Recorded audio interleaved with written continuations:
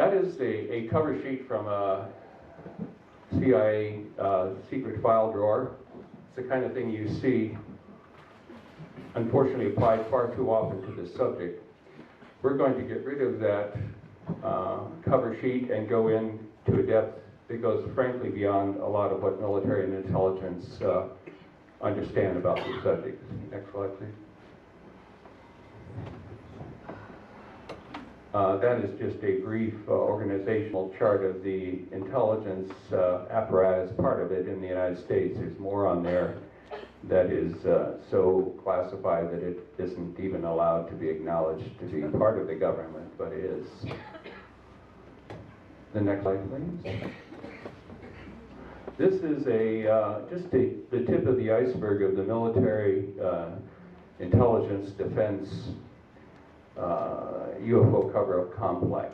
You will notice elements like the National Security Agency, or areas you perhaps have not heard about, Star Wars City in Colorado Springs, where the complex of bases where they conduct control of the United States Space War Command. The organization is prepared to conduct a full-scale space war at any moment. And we're not talking about Russian intercontinental ballistic missiles. Elements like Rockwell, Martin Marietta, and Lockheed, Boeing, and some of the other defense contractors, and ones you may not be quite as familiar with, Rockefeller Company, and some of the other books at the trough. Okay, next slide. This is a photograph of a low-level UFO, can't be more than 300 feet, probably a lot lower, above the jungle floor in Matamoros near the Mexico-U.S. border. People say there's no clear daytime photos close-up of structured metallic craft. I would beg to differ. This is a blow-up of that. Next slide, please. It's flying upside down there. That's a failure of the slide, not of navigation. This is the right side up version of that. And next slide, please. People say, when are they going to land on the White House lawn? Well, the visitors have many forms of communication, and I think it's a statement of their mental elegance and respect for our intelligence that they engage in quiet dialogue in various kinds. Crop circles, the genuine ones, represent such an effort at communication. This rather complex one, showing the double helix strain, is actually made up of, I believe, close to 71 individual circles woven in a pattern. This appeared overnight in a grain field in UK, and I can assure you, Doug and Dave had nothing to do with it. The next slide, please. An even more intricate communication method, suggesting that we understand the chaos theory, and the people who know chaos theory know about the Mandelbrot set, the rather pattern of uniformity and organization at the edge of apparent chaotic edges of matter when you render it under a microscope at a high enough magnification level. First it looks chaotic, and then you start to see patterns of organization with it, and below the Mandelbrot set is the Julia set. It's interesting that in the swirls of chaos, organization appear signs of intelligence at the very subatomic most level of matter. Thank you. Next. This figurine is from a very old civilization. 9,000 BC, the glaciers receded from northern Europe and Turkey, and as they receded with the last of the late Ice Age, cultures sprung up, including in northern Turkey, where 35 underground cities emerged, the most famous being Diryinku. These cities house as many as 20,000 inhabitants. You wonder where people who had just emerged wandering from the ice ages suddenly sprung up into fully developed cities with multi-storied compartments, houses for dwellings, all of a sudden. The figurine you see before you is found in the graves of the inhabitants of the city. No self-respecting citizen would go to their grave without making sure such a figure appeared in the grave with them. Why were they so concerned for having this figure accompanying them to the journey to the next world? Well, next slide, please. I believe it is because one of the visiting star races, not too accurately drawn by the picture of the figure at the upper left there, the scales are far too large there. They should be very fine scales, such as you could hardly see, sort of like the fine scaling on the belly of a chenolian or a snake. This is one of the races that made contact with Earth and helped primitive humankind develop, in a very short order, high elements of civilization: architecture, astronomy, mathematics, and medicine, and knowledge of spirituality, and knowledge of origin of life from the stars. What you see before you here is David Chase, a talented artist in Washington State. He tried to depict the various kinds of races that people who've had encounters have described to him. He, of course, is working with the handicap of not having actually seen these individuals himself, but depending on people's descriptions and trying to do the best job possible of drawing them as accurately as possible. You will see in this assemblage some fairly familiar figures, some of the Zeta Reticulans folks, so-called grays, although they come in many skin colors and many eye configurations, actually. Some very human-looking folks that you put a pair of sunglasses on them, you wouldn't be able to distinguish them from somebody else walking down the street. And other figures who look quite different from us. The short gray dwarf types, the wrinkled skin, the reptilian type I mentioned, humanoid. Not depicted there as a praying mantis type, insectoid, humanoid, very spiritual and ethereal species, and so forth, many others. These are just some of the more common visitors to people, is my estimation from working with over 400 experiencers, that there are perhaps 100 races in contact with Earth. I draw my information from not only my own work, but working with hundreds of other therapists who work with people who've had encounters, and other researchers such as Dr. Leo Sprinkle, retired psychology professor from the University of Wyoming, Dr. John Mack, active psychiatry professor at Harvard University, etc. Thank you. I believe that's the end of the visuals.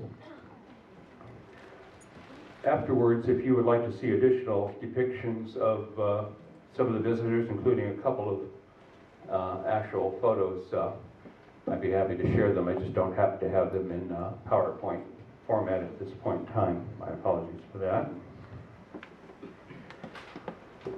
I'm going to give you a presentation that will hopefully not insult your intelligence, and will assume that many of the people here have done a lot of background self-education, reading, and attending lectures. I'm not going to waste a minute of your time trying to prove UFO reality. In my view, anybody who doesn't understand UFO reality doesn't have an operating TV set. There have been far too many documentaries presented on the subject. I'm not even going to spend a huge amount of time on the star visitors. Shut that off. because other speakers have and will over the next day make various presentations on that subject. I will tell you that there is a great deal of disinformation and misinformation on the subject being put out in the popular UFO press and on the media. In my research experience and that of the behavioral science professionals that I work with, the vast majority of those visiting here are interested in our best welfare, and tales of abusive invaders are largely the work of science fiction. I like to tell the story that if I were in a dark alley late at night and walking down there and there was a figure approaching from the other end of the dark alley, I would much prefer it to be a star visitor than a human. My odds of keeping my hide in one piece would be much better.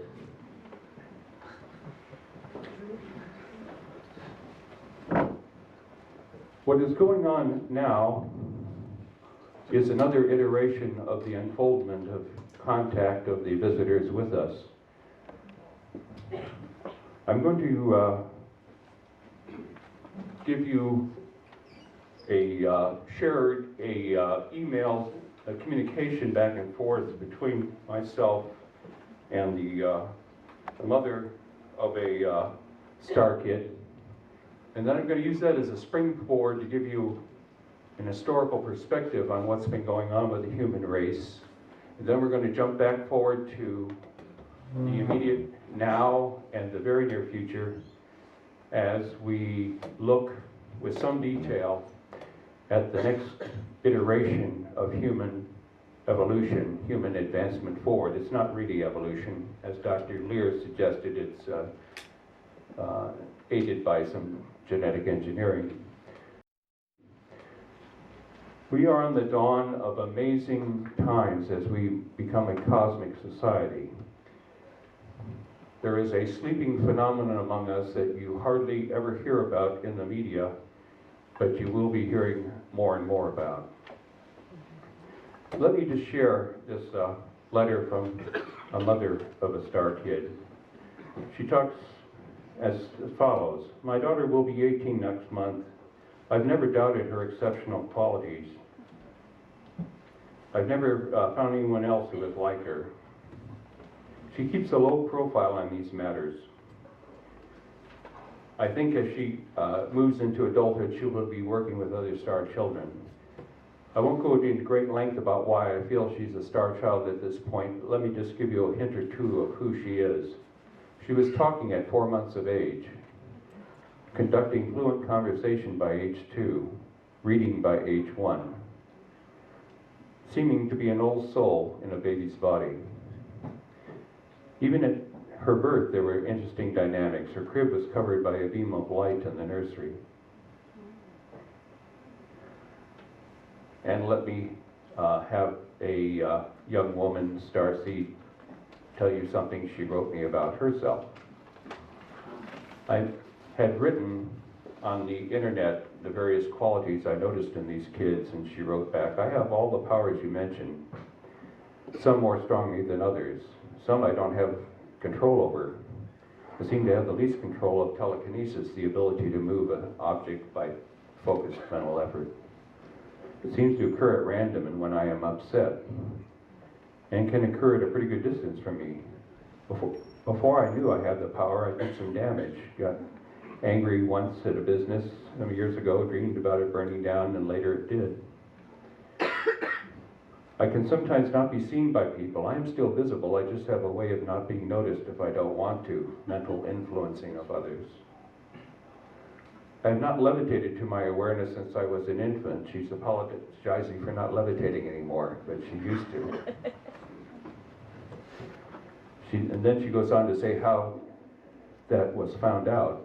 I was found on the floor beside my crib with no obvious way out. I was too big to get through the bars and too young at 8 weeks old to climb out of a standard baby bed. So my dad pretended to be asleep one night to see how I was getting out. He claims he saw me float out in my sleep from the crib, turn over in the air, and the turning over would wake me up, and then I would fall with a bang to the floor and start crying, which is how they've been finding me night after night for weeks after hearing the thud when I hit the floor. I wish I could still do that, but I can't turn those psychotronic twirler things you make out of paper and stuff. What she's talking about there is a kind of very thin paper pinwheel suspended on a fine pin with a bell jar put over it so that not a whisper of air can get at the apparatus. Some of you may have seen a video or documentary that made the rounds on some television called Russian Psychics, which actually showed this on film, another person doing the same thing. The person sits there and focuses at the little paper pinwheel captured inside the glass stone, and after a while it starts to spin by pure mental effort. This star seed goes on to say, I can feel other people's emotions. I can seem to gift packages, so my husband made a great game of wrapping gifts for me. He has learned the one way to beat me is to disassemble things and wrap them separately. That way she can't see what she's getting for Christmas. I use dowsing. I can see auras and I can read them. I do psychic health readings. I have an IQ off the scale, which makes people so mad at me that to keep friends, I try so hard to pretend to be dumber than I am. But that gets to be a strain after a while. Remote viewing, that's the ability to sit here and see what's going on somewhere else at a distance, is and has always been a parent-child's play to me. I'm a physical empath, feel others. I can do mental influencing. I used to make people get off the freeway to go to the bathroom just to clear traffic when I was young. I would look at the back of their heads, imagine what it was like to really have to go bad to the bathroom, and beam this feeling at the back of their heads, and sure enough, they would get off the freeway. Try and find the nearest bathroom, I presume. I can sense storms, and I can sometimes ride them. Out-of-body traveling is a random thing I don't have much control over. I get psychic answers to tests. By that she means she just knows the answer without studying the subject. This drives parents crazy when their kids do this. And I know a lot of subjects I've never studied. I can heal others, but I have a poor track record with self-healing. I have the psychic scent. I can track people like a bloodhound. I can smell things like death. Once I smelled death when a man was having a heart attack across the street from my house. I can't define what it smells like. I study synesthesia in search of things, the answers to these things. I don't think I've ever put out streetlights. I mention that because one of the things I've listed in the categories I've noticed with experiencers and starseeds, star kids, especially those amber sodium vapor street lamps that are around kind of yellowish orangish with a glowing inside gas inside. One of the things I've noticed with the starseed is that when they go by, they will sometimes go out. Not every time, but way more than random. And it appears that what's happening is the bioelectric field around these star folks has been so amped up that it swamps the plasma field that keeps these lamps going, and they collapse and there's nothing left but the little tiny filament wire glowing, but the big glowing gas field has collapsed, and therefore it looks like the streetlight has gone out. She goes on to say, I can bring nearly dead plants back to life. I can calm down storms so they're not so damaging. I have an extra vertebra, lower than normal body temperature. By that she's talking about one of the characteristics I've noted in this population, that their body temperature is a degree or two below the average. You'll have to forgive me, I'll give you the Fahrenheit, you can do your own centigrade conversions. In the Fahrenheit world, 98.6 is considered the average human body temperature. That's what they set fever thermometers to tell you you're normal. Most of the star kids and star seeds are below 97.6. Some of us have readings like 96.8 instead of 98.6. I have all kinds of advanced ideas that no one will ever listen to. People like us could make a wonderful difference if society would just let us. We know ways to create a utopian society, ways to make a machine that can heal and reverse aging. But the way things are in this society, I'm just a crackpot. I've learned to use a computer as a remote viewing amplifier only recently. And so those are some of the things she wished to share in her letter to me. These are amazing abilities. In the general human population, there's a vague awareness that once in a while you run across a human being who's psychic, meaning maybe they have a very good intuitive sense of what somebody else is thinking. Or perhaps they can see the future. But to have 15 or 20 or 30 or 40 of these abilities, that is unheard of. And yet with these star kids and star seeds, that is what is happening. How did this come to be? To put this in proper context, let me give you a very brief journey, a revised history of the human race. 350,000 years ago, approximately, Homo sapiens emerged all of a sudden without any direct ancestors. We know that the archaeologists speak about Lucy and some of the other primitive primate skeletal remains discovered in Africa. But these do not bear a direct resemblance to modern humans who suddenly emerged. Even Neanderthal, the closest species to ourselves, has been studied through DNA testing and found out to be not an ancestor of humans. And they were, of course, much more primitive.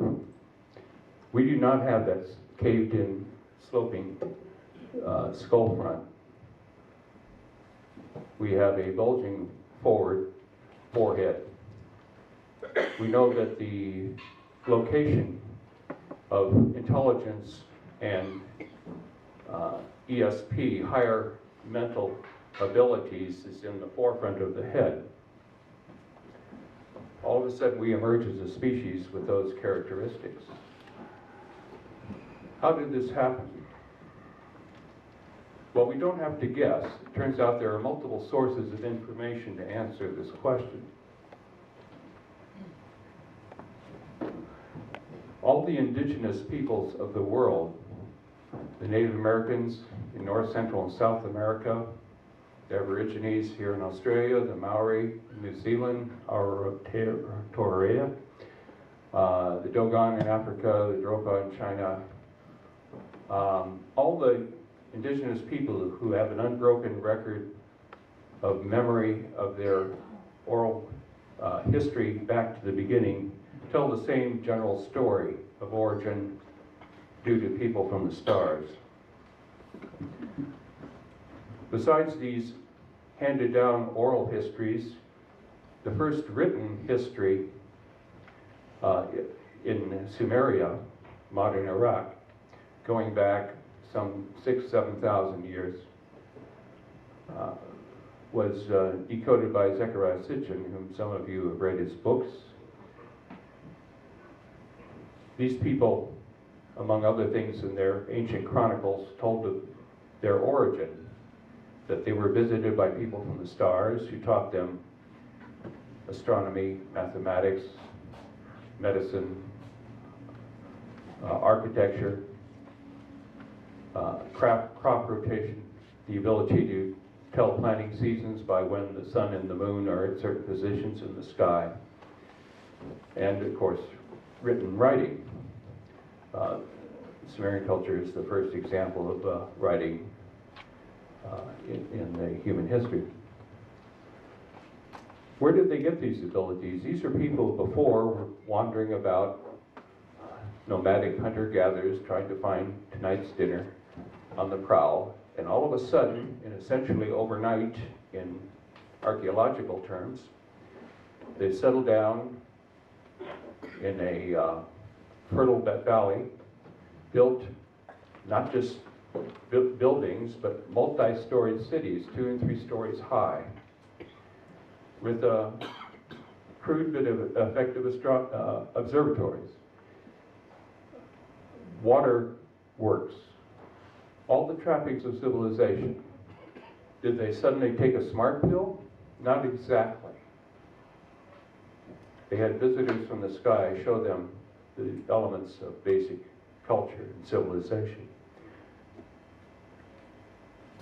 On the other side of the world, the people in Mesoamerica, the Mayans and the Aztec, talk about sky visitors whom they call Quetzalcoatl and Cochabamba, who came down and showed them the same elements of civilization, and all of a sudden we see emerging from the jungles multi-story cities and giant pyramids and observatories.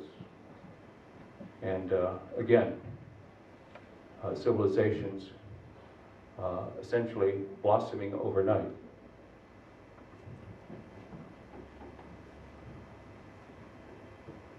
The star visitors didn't just genetically engineer Homo sapiens by taking primate stock and splicing some of their own genes in for intelligence and dexterity and greater cranial mass, brain case size.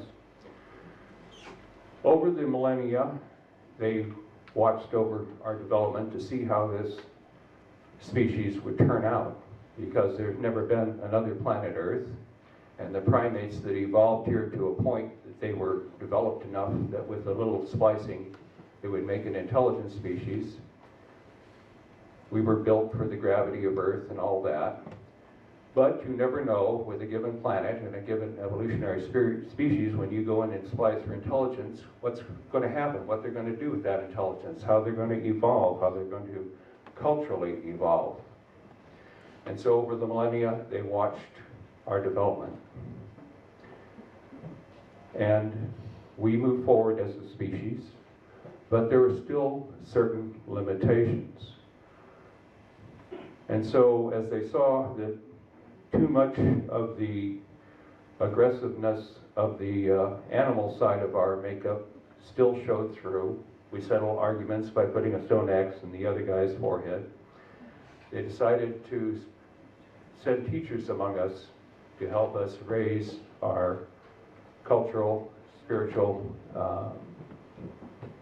mental development.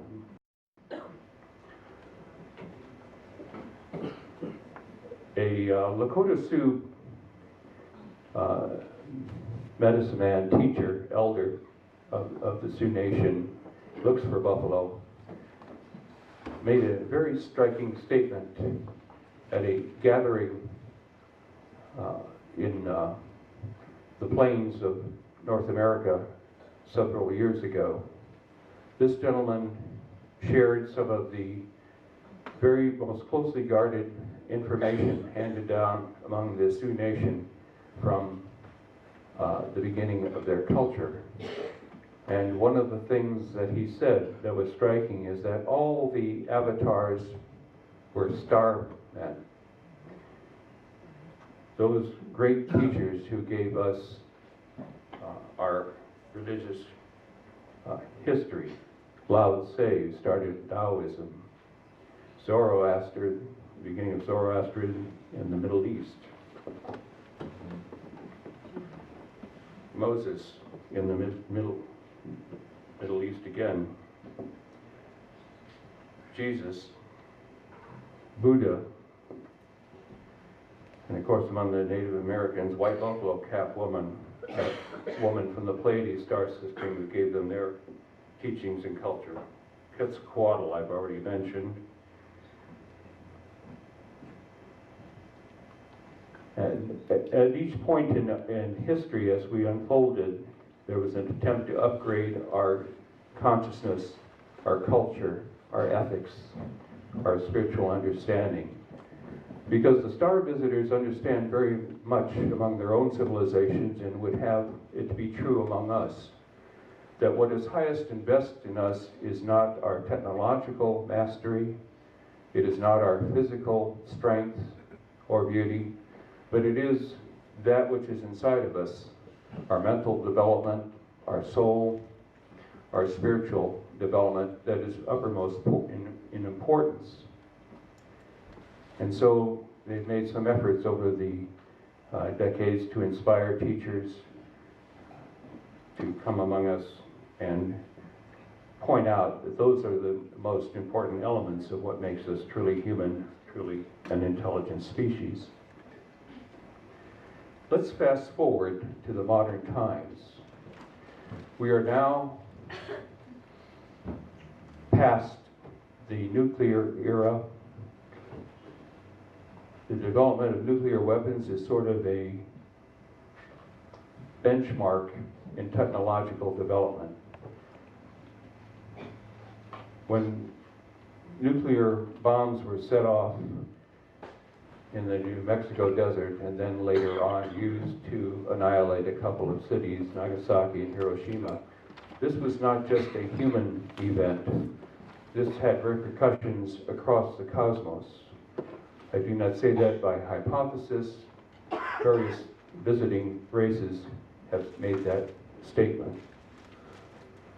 They care about our development not only because we are an intelligent species and they share a kinship with us, but because of what we do with our development as a species has reverberations across the cosmos because we are all linked. Just like the more sophisticated among us recognize our linkage with each other as peoples, the better developed among us realize that it makes a difference to us whether people halfway around the globe are starving to death or blowing each other up. So it is in the cosmos. The network of the family of man, the network of consciousness that we share with other intelligent species, that enables us to telepathically reach across to each other, as some of the people in this room have done.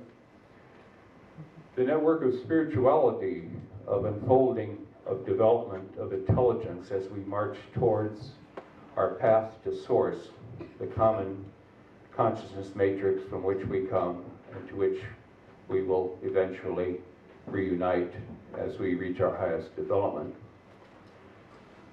Any interruption in this, any deviation of it, is a concern. It is like the Three Musketeers, one for all and all for one. That is the law of the cosmos. No planet can be allowed to just do its thing. No intelligent species can be allowed to do its thing and it doesn't matter to the rest. We are all in the family of intelligent life. In the evolution of humankind, it is, I think, a fair thing to say that over the last 100 years, we have marched very far ahead technologically and in terms of material development, far ahead of our spiritual and mental development. We are lopsided as a people, as a race, and this has some dangerous implications. We have the technology not only to blow ourselves up by nuclear war, but also by our mastery of hydrocarbons, fossil fuel burning, and industrial production to damage the Earth's ecology to a point of no return. At the conference in Rio de Janeiro some 8, close to 10 years ago, the scientists there said that the environment was degrading at a pace that if humankind did not turn it around, by 2025 it was their estimate that the environment would continue to spiral down in a way that could not be reversed. Because as we know from systems theory, each element of the environment is connected to every other element. And beyond a certain point, the cascading of collapsing systems would be beyond even our technology to reverse.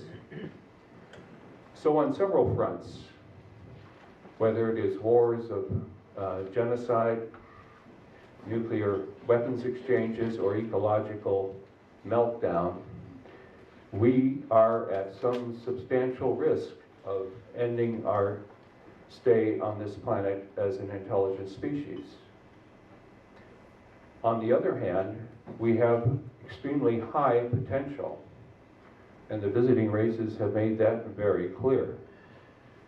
If we rise to the highest and best within ourselves, we can do something that has not been done before in human history, and that is make an orderly and non-chaotic, non-catastrophic transition to a peaceable, just, ecologically sensitive, spiritually developed society that is fit and ready to navigate among the stars.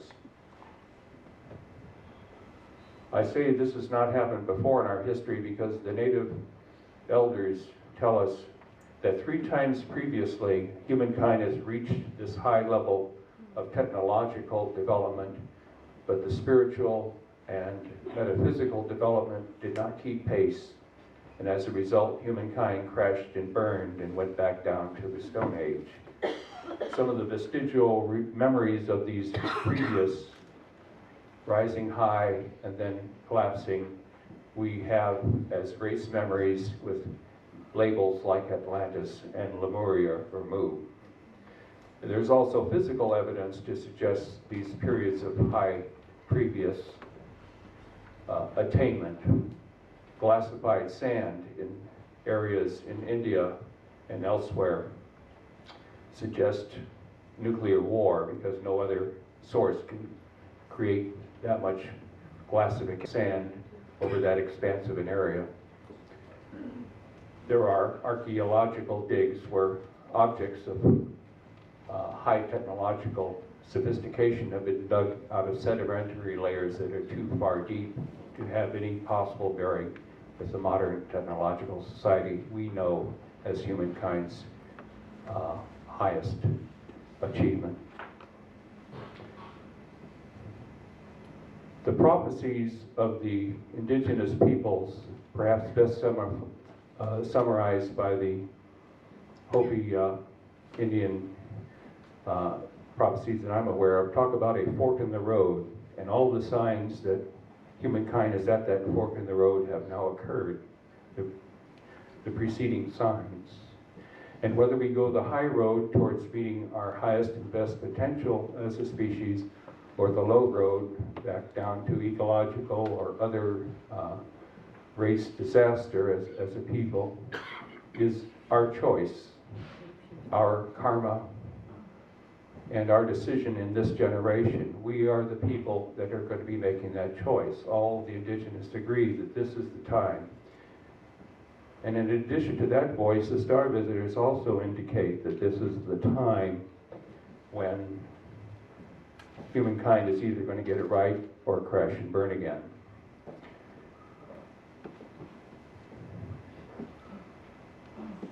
It is in such a pregnant context, such a portentous context, that a new phenomenon arises among us, to which I will devote the rest of my time here today. The rise of star kids and star seeds among us.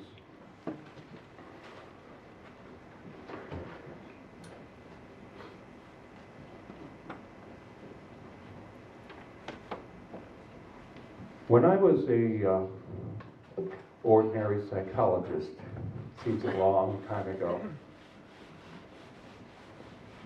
in 1989 I had something happen that had never happened in 30 years of counseling people. That was the year people started for the first time to come in, and after we solved their problems, marriage difficulties, depression, whatever, they decided to let their hair down a little farther and tell me about an encounter they had with someone from the stars. I became intrigued by this because as a professional psychologist, I knew these people were not crazy. Many of them held very responsible positions in society. And I've been around long enough as a budding senior citizen to remember when Kenneth Arnold, a pilot in Washington State, U.S. in 1947, first reported a squadron of UFOs over Mount Rainier, inaugurating the modern UFO reporting history. And 3 weeks later, I remember my parents talking about the story in the newspaper. July of 47, Army recovers disc crashed near Roswell, New Mexico. And as an 8th grader in 1952, I was old enough to read the papers for myself and see the front page headlines and photographs of formations of UFOs over the nation's capital in Washington, D.C. So I was well familiar with UFO reality before the cover-up started the next year in 53 and pain. They may have fooled several generations. They didn't fool the old-timers who knew about the reality of this before the media started being manipulated. So while I accepted UFO reality, it was another peg forward in understanding what's going on to hear these people talk about not only having seen a UFO, but they landed, people got out of them, came up to them, had communication, had interaction. As I worked, I became intrigued with these happenings and began to put the word out that I would be willing to hear people who had such experiences to share. And come in they did. I've now worked with over 400 such individuals and counting. Over the 14 years since then that I've been working with these people, I've noticed yet another very extraordinary thing happening.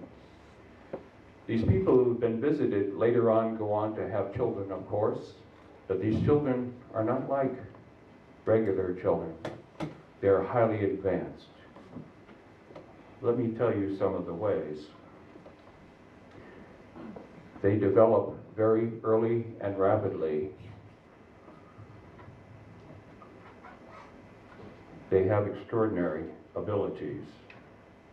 Things like mental telepathy, knowing the future, moving objects mentally, seeing things at a distance in space or time, getting information downloaded into their consciousness, often during sleep, being able to communicate across species. Some of these star kids will tell a parent what the dog is or cat is thinking. And sure enough, it turns out to be accurate. My friend Joan Ocean, who swims with the dolphins almost every day in Hawaii on the Kona coast and has telepathic communication with them, comes back and has written some books and some videos about what the dolphins have to say to her. My friend, Dr. Michael Wolf, a consultant with the National Security Council, has revealed that the dolphins are a seeded extraterrestrial species. It's no accident why they have such large brains and intelligence. The whales also are another seeded extraterrestrial species. And these species have much to say. They've been around as long as we have on Earth. And Joan and others who communicate with them have messages to share. I hope you have Joan over here one time before long and hear the messages they have for us too. Other abilities these star kids and star seeds have: intuition, affecting electrical devices, not just street lights, but a kid will go by and a radio will change channels, or their field's so strong it will burn out a wristwatch. The ability to see across dimensions. Sometimes a person will see something out of the corner of their eye. You look at it directly, it's not there. Or a child will see a presence in the room that the parents cannot see.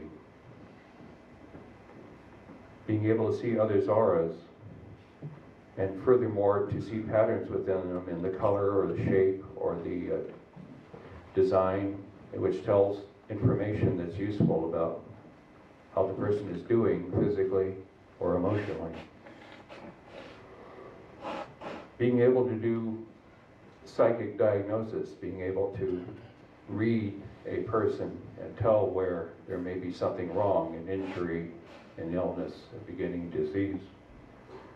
And psychic healing, the ability to harness energy and send it into a person to make a positive difference in their health state.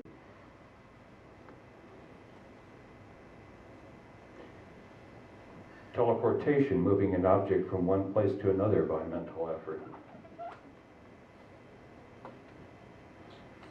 Affecting time, for example, a trip that normally takes an hour driving, and it's very important to get there, and things are due to no fault, there's a late start.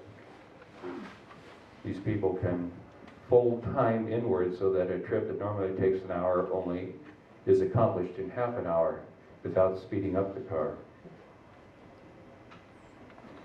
Pre-sensitivity to disasters like earthquakes or automobile accidents and letting people know so that harm can be minimized. Out-of-body travel. Serving as a conduit for off-world intelligences to come in and speak through the person and share communication. Having a sense of shared consciousness with a star visitor, the person is still there in their consciousness, but the star visitor is right alongside them in their head, as it were, and the person can share what that individual has to say. Being able to summon star visitors come in, either physically or fly overhead and signal their presence. These are some of the psychic ability these kids have. Other ways in which they're different, their immune systems often are much more developed. They hardly ever, after the first set of childhood diseases that kind of build up your immunity, they hardly ever have flus or real severe colds. If they have some kind of an episode of injury or cut, bone break, it heals very rapidly. These kids often have, from the childhood, a very adult gaze, a very mature demeanor, almost like an adult in a child's body. Some of you who are psychics may have noticed this too. I am struck by the number of children, even in strollers, babies, who instead of that kind of la-la, unfocused gaze you used to see in infants in strollers, many of these kids are focused. They're tracking their environment, they're locking on in eye contact and evaluating their environment with intelligence and awareness. I've tried to pull a few of these kids out of the closet with mental telepathy, saying, "Welcome to Earth," and watching the kid look at me like, "Why are you talking inside my head? Nobody else around here does that." They're busted.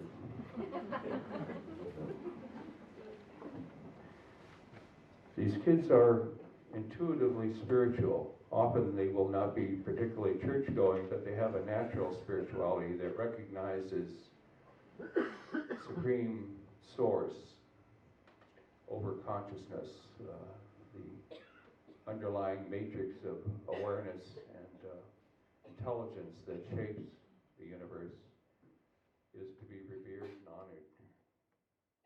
and honored. How did you get involved with the subject of crop circles? Incredibly enough, I was actually ironing a shirt in Chicago, where I lived at the time, and I was watching television, and the sound was turned off, so I didn't know what the newscast was about. But I remember seeing this incredible picture. It was shot of this design in a field, this bizarre-looking design in a field, a series of sort of straight lines and circles stuck together. And it never occurred to me that it could have been some kind of environmental art. And as an artist, I was well aware of this type of art. It never occurred to me that it would have been some bunch of people with some lawnmowers that went around a wheat field making this incredibly beautiful design. And I knew exactly what it was when I saw it. I couldn't verbalize it, and I couldn't put any logical sense to it. but I knew exactly what it was when I saw it, and it was at that moment that as part of me kind of woke up, as if it was a trigger, a subconscious trigger that helped me recognize what I was supposed to be doing here. And it might sound very strange, but on my travels, I've met other people who likewise have been involved in this phenomenon to a very deep degree. They have the exact identical story as well when they see a picture on a magazine, on a poster, and they said it's almost like something has just woken me up. It's a trigger, a message that I sent myself from a long time ago to remind me of what I'm supposed to be doing now. So it seems to be sort of part of that awakening process that the crop circles have built into their design, that they seem to be triggers for people to be activated at some conscious level. And that's how I got involved. So you just went from that point, you just flew to England and started examining, researching the whole crop circle phenomena. Yeah, I mean, I was doing it more remotely. I mean, I lived in America at the time, and I kept trying to find information about the circles, little snippets of information here and there, books, and started scouring esoteric books about information on symbols, because I knew I'd seen these things somewhere. They seemed very, very logical to me, like a well-known language. And by about 1994, I'd spent a lot of time going back to England on my summer holidays and spending more time there on the ground, actually doing personal experience observations and looking at the way the plants work, the way the soil was working, talking to eyewitnesses, talking to other people that had been studying this for a while.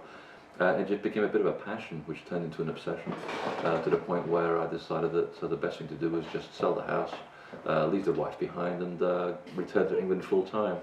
So it's been a bit of a sort of painful and very expensive process, but as I keep joking about it, the fringe benefits have been incredible, because the things that you've experienced and the things that you've seen in terms of natural phenomena, or what I describe now as natural phenomena, because they're very much part of our real world, much more so than we're led to believe through normal channels. The fringe benefits have been fantastic. Okay, so you've had the same experience, say, as Colin Andrews. I mean, as he claims, he lost the country, right? He's lost his job, Yeah. he's lost his family. He lives in the United States now, but he feels that the fringe benefits, as you pointed out, outweigh the losses that he's had up to this point. Very much so. I mean, it's a passion, because you sense that something is fundamentally right about what you're doing. It's a knowing that whatever it is that's involved in the crop circle mechanism is so fundamental to humanity as a message and as a mode of operation, that it's the kind of information that it brings with it. And I've seen people's lives be completely altered by their contact with the circles, spiritually much more so, that you feel a certain duty to represent what it is that the circle makes they're trying to get here. It's almost like you become an ambassador for the phenomenon, and a very open-minded one at that, because we're still learning through all of this. We don't know all the answers. But it takes you over. You get a sense of responsibility that takes you over, and you can't help it. You have to follow that passion, because it overwhelms every facet of your life. Because suddenly, once you realize what's behind it, who's behind it, how it's created, you realize there's something far greater here than you, and that you must become responsible to let people know what is going on. Whether they believe you or not is another matter, but at least as long as you put it in front of them and let them decide for themselves, that's the most important thing. Right, so in the 10 years or so that you've been following it, what are the signs? What do you see in it? I mean, what have you basically discovered in your journey about crop circles? Much more than I imagined. I thought I was dealing with two-dimensional shapes, and I found out that they're not only three-dimensional, they're also four-dimensional in the way we understand the world of the invisible world. The dimensions aren't so clearly defined in reality. The one thing I have found is that the symbols tend to communicate through the subconscious. It's almost like they're mirrors of humanity. And it seemed a bit strange to talk about that at the time, until we began to look at the actual shapes and realize that the harmonics that are taking place behind the scenes are exactly that. They are communicating to the human subconscious right through the DNA structure. And by this I mean that, for example, if you take a crop circle that's a straight line with two circles on it, on one level you'll see that it's basically a dumbbell shape. Now, if you look at the invisible geometry that links the shape of that circle to that circle over there and the space in between them, you'll find that it's full of geometric arrays, and all of these arrays are all related to sacred geometry, which itself is a distillation of planetary orbits and universal principles. But what even more fundamental is the fact that these geometric shapes actually underlie the very crystal structure of human DNA. So when we start saying, yes, I recognize these things and my body seems to vibrate with these designs, what's happening is that your DNA and the very molecules in your body are reacting to something that they recognize. You're looking in the mirror, essentially. And your brain can't process it because it defies logic at first level, but all the molecules in your body are reacting to it in a very favorable way. So when I hear people talking about changes in their lives, changes in their perspective, in their level of awareness, then I can start believing it, because you can validate that under a microscope as well. That fundamentally has been the biggest surprise to me, because it means that the whole communication is operating at a very, very common denominator level, right at the microbial level of life. It's imprinting information and it's helping people to wake up. So far above and beyond all the light phenomena that I've seen, the balls of light, the beams of light that I've witnessed, along with many farmers and many people, along with the scientific evidence with its soil changes, the changes in the way the plants have been molecularly altered, that's been the biggest one, because it relates directly to fundamental human principles of who we are and where we're going. So socially, you have seen over the years a very big change in regards to people's perspective, people's feelings and points of view about crop circles in England and around the world. Yeah, I have, and I've also seen a great polarity taking place as well, because, and it was explained to me that, once the light appears, so it attracts its natural opposite. And I find that in crop circles, whether it's just research or just in people who involve themselves with that, there's a huge polarization where people are either incredibly for the phenomenon or they're incredibly against it. There's very little grey middle ground in all of this. And it seems to be becoming much more protracted as the years go by, as the believers and the non-believers seem to be attacking each other in equal amounts, and the same thing happens in the media. It's quite concerning, because you begin to realize how people develop, or human beings develop, religious beliefs, and then they become very intolerant. So I saw this over the last 15 years go from a very wide-based phenomenon where people were very open, very tolerant of other people's views, to people developing entrenched belief systems.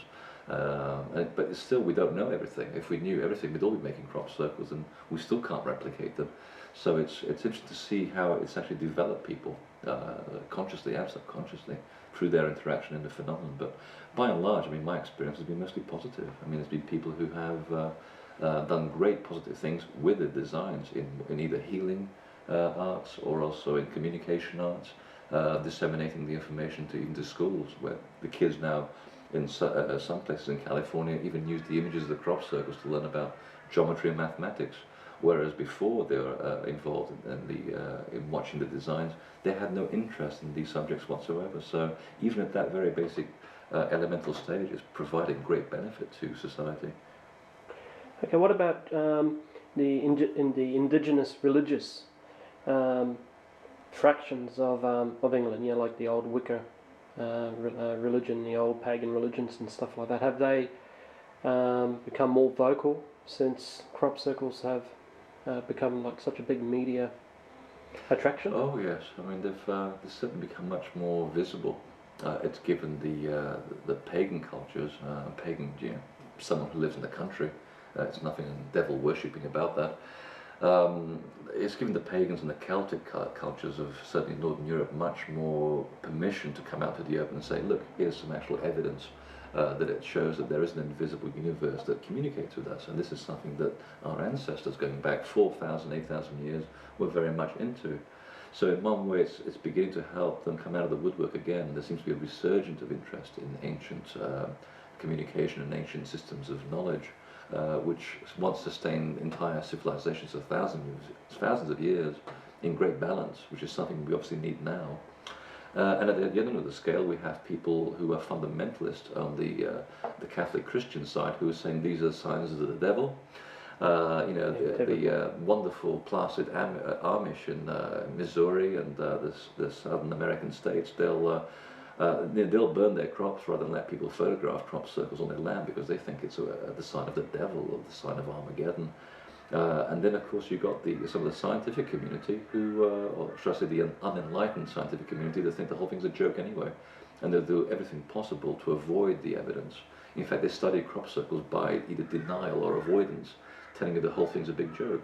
And yet people within NASA, who have actually communicated with me, are telling me that they are very much interested in what the crop circles are doing because they begin to extract technology out of them. But they won't announce this in public, you know. So I'll mention it now. In public. In public. So it seems to be flushing people out of the woodwork in one way or another, either whether they're totally opposed to it, whether they're totally for it. It's validating one side, and it's also helping people who are on the fence it helps them to give them a sort of a validation that they can come out of the woodwork and begin to take a position on something. So it's good. It's beginning to get people to question. Would the same apply to the American crop circle culture? I mean, since the appearance of it, have they become more excited? Are they more accepting as opposed to, say, the English? Is there any difference, really? Yes and no. I've seen signs that some of the people who are taking an active interest in the phenomenon in America are developing the same bad habits that we've developed in England, which is that the research community has become extremely polarized, where people have taken incredible sides on what is correct, and then they begin to ostracize those who are actually doing the real work. And inevitably, the way things happen is that the people who know the least have been put on the pedestal, and they're basically the ones that are giving out the most misinformation, as much as the hoaxes are doing, which is really annoying.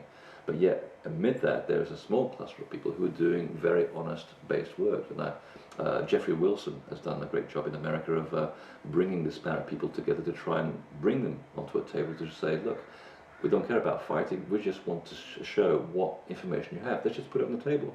And you take out of it whatever you want. You know, don't bring any judgment to it. So he's done a great service to the community to try and bring people together and avoid the polarization. So that's one positive aspect. The Canadian researchers, in my experience, have been the most positive so far. They're very open-minded, very willing to share, very willing to say, there's very difficult words, I don't know, which you don't hear very much today. So you see how after a few years they begin to develop the same traits that we've become encumbered with in England, which is the complete destruction of the research community through ego-based ideas, which isn't going to get us anywhere. I mean, none of us have all the answers. And if we did, we'd all be creating crop circles, just like that. And I'm sure one way we will, once we get the answer. And what the Aboriginal people of North America, how have they reacted to all this? Oh, very positively. In fact, they were one of the first people that helped us to decipher the actual shapes when they first appeared throughout the 1980s and up right until the early 90s, when they were still simple shapes. Because they recognize many of the designs as illuminating part of their own culture. We actually can see a lot of the crop circle designs in petroglyphs around the Hopi lands, the Navajo lands. Same here in Australia. It's the same thing. They talk about the shapes as being fundamental communication images, which are archetypal messages of communication between worlds.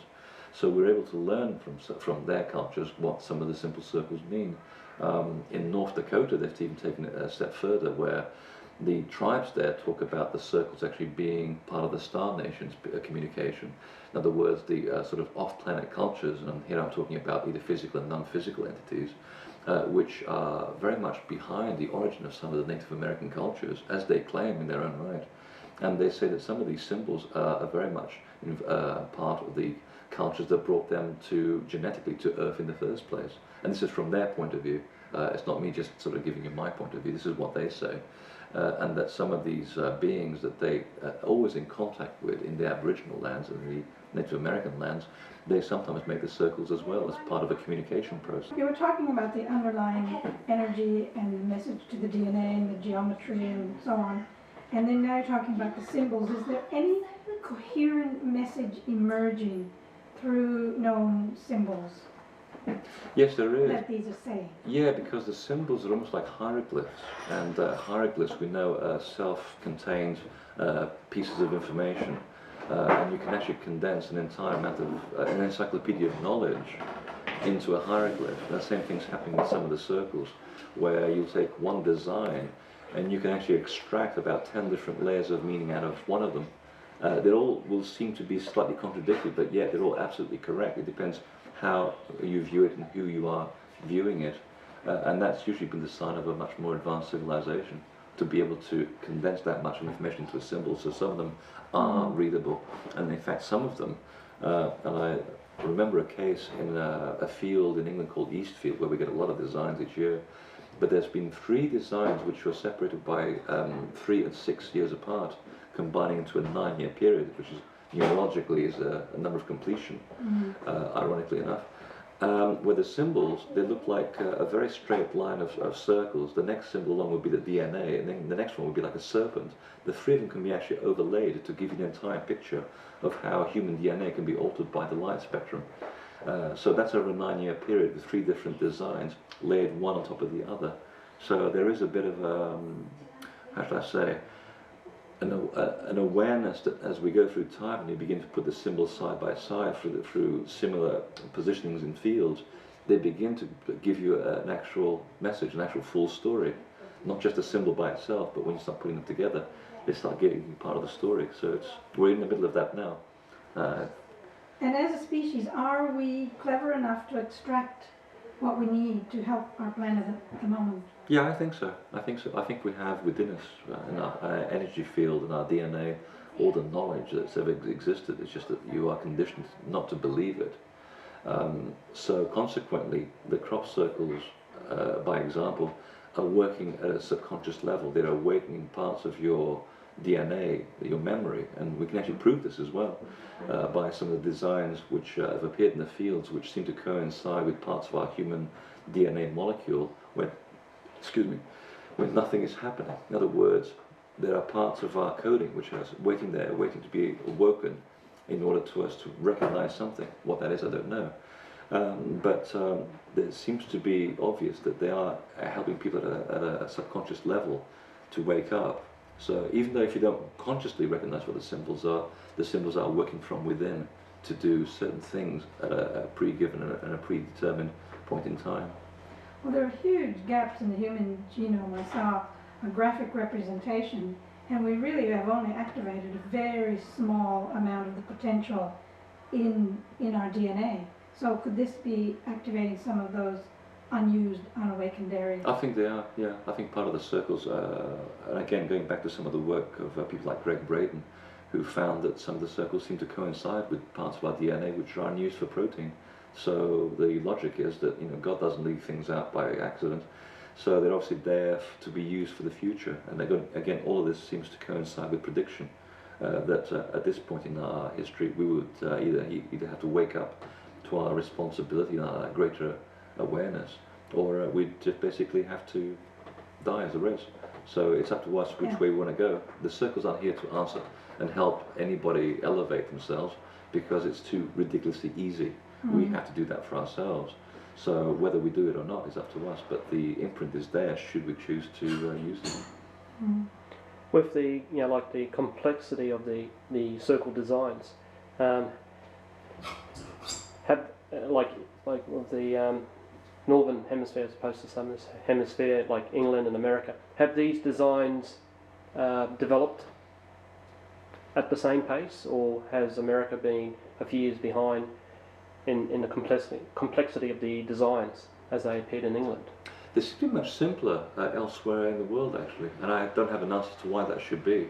I mean, we see crop circles happening throughout Canada and America all the time. In fact, the Canadian prairies get 20% of the world's reported crop circles.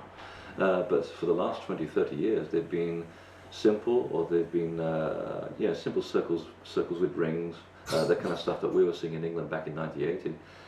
Once in a while you get some complex patterns, but they're very rare. And the most incredible of all was the one that appeared in 1991 in the Alvord Desert in Oregon, which is basically a Sri Yantra mandala, a very complex mandala, which was etched 3 inches into the desert floor, 13.3 lines of etched crop circle, as I would call it, because no one ever was able to figure out if it was a genuine thing or not. But certainly when the local air guard flew over this enormous design in a desert floor where it was 120 degrees in the shade. They didn't see any tracks going in or out. They didn't see the design halfway made. It just appeared there overnight, fully complete. And when people actually went there to actually analyze the design, when they drove across the desert floor in 4x4 vehicles, the tire marks were left all the way across the floor, and yet there was not one mark in or out. So that's been the most complex design that I know of outside England. But it seems to be that the great complexity of the designs is always in southern England. Okay, because in Australia, I mean, it's almost as if the crop circle designs on our continent are several years behind, you know, complexity-wise, as compared to say England and the United States. But what we've noticed back in the year 2000, when we were out in the Red Centre, was there are something very similar to what you've just described in the desert, where you've got markings that appear to be etched into the soil itself. And Vodka and orange, thank you.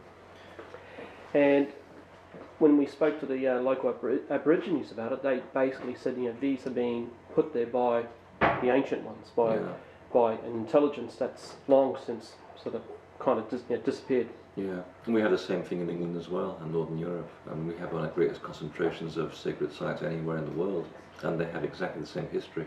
And it's interesting that all the crop circles, no matter where they appear around the world, and we're talking 29 countries here, they always appear in the vicinity of existing or old sacred sites, which have now since been ploughed out. So the connection exists between the two sacred spaces, and the two are actually talking one to another because they all appear along the same lines of magnetic energy. So there's a connection to the ancient past that they keep reminding us and bringing us back to as well. Right, and with the human involvement, I mean, naturally, I mean, you've got this wonderful, puzzling phenomena happening, and you've got human beings being human beings. They want to participate. They want to recreate some of these markings, and as you and I know, I mean, these markings have also developed in complexity, and some very, very interesting designs have been created by human beings. I mean, have these people themselves changed? Have they, do they sort of feel as if they're being led into creating these designs, whether it's subliminal or whatever? Oh, very much so. Very much so. I mean, there's been a few cases where people have actually felt compelled to go into a field, having designed something on a piece of paper with the intention of making a crop circle, and they'll go into a field in the middle of the night and they'll suddenly feel compelled to design something really different, which immediately gets my attention, because you don't go into the middle of the field and plan something, create something in the dark with planks of wood, knowing you might get prosecuted for it, without prior planning. You can't do that. I mean, it's just foolhardy, and it doesn't achieve anything, because the likely result is that you're going to make a big mess in the dark. And it's actually freaked them out to no degree that when they look at what they did in the morning, and they realize that the pattern they made is very coherent, but it had no resemblance to what they were going to do originally. And they have said, quote, it was as if someone was feeding us the information, and they felt very, very spooked, and they've actually gone around making more designs with the intent of actually communicating with whatever consciousness they felt was interacting with them. So that in itself is worthy of interest, because it shows us that there is an interaction going on, which is going on with the genuine circles anyway, where they're feeding information to people and also validating people's notions by designs. And by the same tokens, they were actually also putting information to people's heads, because sometimes, from my experience, I read transcripts from a psychic who's been very much involved in the crop circle phenomenon way before it was even made public, that at certain points the circle making force would influence people to make them, because the planetary conditions weren't ready. In other words, the magnetic lines weren't rightly energized, or the particular atmospheric conditions weren't right for them to actually create a genuine crop circle. But the information had to go down, because it was part of part of a communication that had to take place. And they said we would sometimes use people to put ideas into their heads, and they weren't sure where it was all coming from. And 10 years later, here we are, it's happening. And all this information was never published, so the hoaxers would have known that this would have been happening behind the scenes. So there is a human element behind it, yeah, for sure. Okay. I've read a lot about the White Brotherhood or galactic beings living on the planet in the Himalayas or various hidden groups, secret societies. If these groups do exist, are some of these messages for them, telling them what their next mission is or what they're doing? Have you come across anything of that nature? Not really, but the information that I do know is that the information is not proprietary, it's for everybody. Hence it doesn't ally, so the crop circles don't ally themselves with any religious group, political group, fundamentalist group. They are for everybody. And it's the communication is on a personal level. It's what you want to get out of it. Like I said, the symbols are hieroglyphic, therefore there'll be many different layers of information and each person will see them differently, which is one big reason why people fight over them. You know, they'll say, it means that, or it means that, or it means that. Well, they mean all of those things, whatever is right for you. So that's how they're communicating. They're not allowing themselves to ally themselves with any specific group, because then that would by itself generate an inverse reaction from another group that felt that they weren't being communicated with. So the message, so what is the message exactly that you're trying to portray to people? You know, like you're going around the world, you're talking about this phenomena. What's the essence of what you're trying to say to us, you know, to the general public? Well, the essence of, I mean, I'm not trying to say anything, I'm just providing facts, you know, because otherwise I'll be giving you my opinion, which wouldn't be of any use to anybody, because it's just my opinion. But the facts, as I understand them, and through my experience and the experience of people around me, suggests that these circles are here because they are trying to get us to rise to meet our obligations as human beings on this planet. And it's all about responsibility. They're helping us to take responsibility for our actions, get us to be good citizens of the planet, because everything that's happening down here that we're doing to the planet is all having an energetic repercussion elsewhere in the universe. Everything we do down here is sending out shockwaves throughout the universe, and at some level they are interacting and influencing what other people are doing elsewhere. So you have a lot of consciousness around the planet at the moment, looking at how we are going to develop, where we are going to go in this new stage of evolution, because we are ready to make that jump. And we're either going to make the jump positively, or we're basically going to perish. It's one or the other. This is the 11th hour. And so the circles are here with the information, pumping information to the natural systems of the earth, interacting with natural organisms like human beings, and they're giving us a chance to actually wake up and realize what it is that we're doing. And I know it sounds very simplistic, but that really is it. And it's simplistic, but yet it's a very, very important message, because if we don't get this right, we're gone. So, yeah, do it or lose it, basically. Exactly. And it may sound corny, but that's all there is to it. And it's obvious when you think about it, but we forget about this every day. It's a wake-up call. It's a big wake-up call. But as the Hopi once said, you know, we're the ones we've been waiting for. You know, don't expect anybody else to come up and fish us out of this problem. We have been given the opportunity and the tools with which to wake up, and now it's up to us to apply these tools. And the tools are all there in the circle design. You just have to go and play with them. When I see a picture of a crop circle, it's like something opens up within me, and the crop circle picture feeds my soul or something. Exactly. Something was missing, and this is filling it, and I can't get enough of them when I see these pictures. You just proved my point, yeah. See? That's exactly what I said. So it's doing something to me. Yes. Yeah. Only if you allow it. You have to allow it. I love them. Yeah. But I don't know where to take it beyond that. I mean, I haven't been able to abandon my kids and go and study them or whatever, so... But it fills you with passion, doesn't it? Absolutely. You wake up every morning, you feel alive. That in itself is maybe all you need to keep you going. And your passion will transfer to somebody else, and they will take that up as well. So some people will be called to actually actively work on the designs and promote the designs, and some people will be activated to support from the sidelines. You can't have, you've got to have some Indians and some chiefs. It's just the way it happens. And but we've all chosen at a soul level to also be part of that. So I guess my choice, and I didn't realize this was going to happen in my life ever. I mean, I was in advertising. I was a million miles away from crop circle research. I was making a lot of money, and now I don't make any money. So I'm not doing it for that reason. But had I known what I was going to get involved into, I probably would not consciously have chosen it.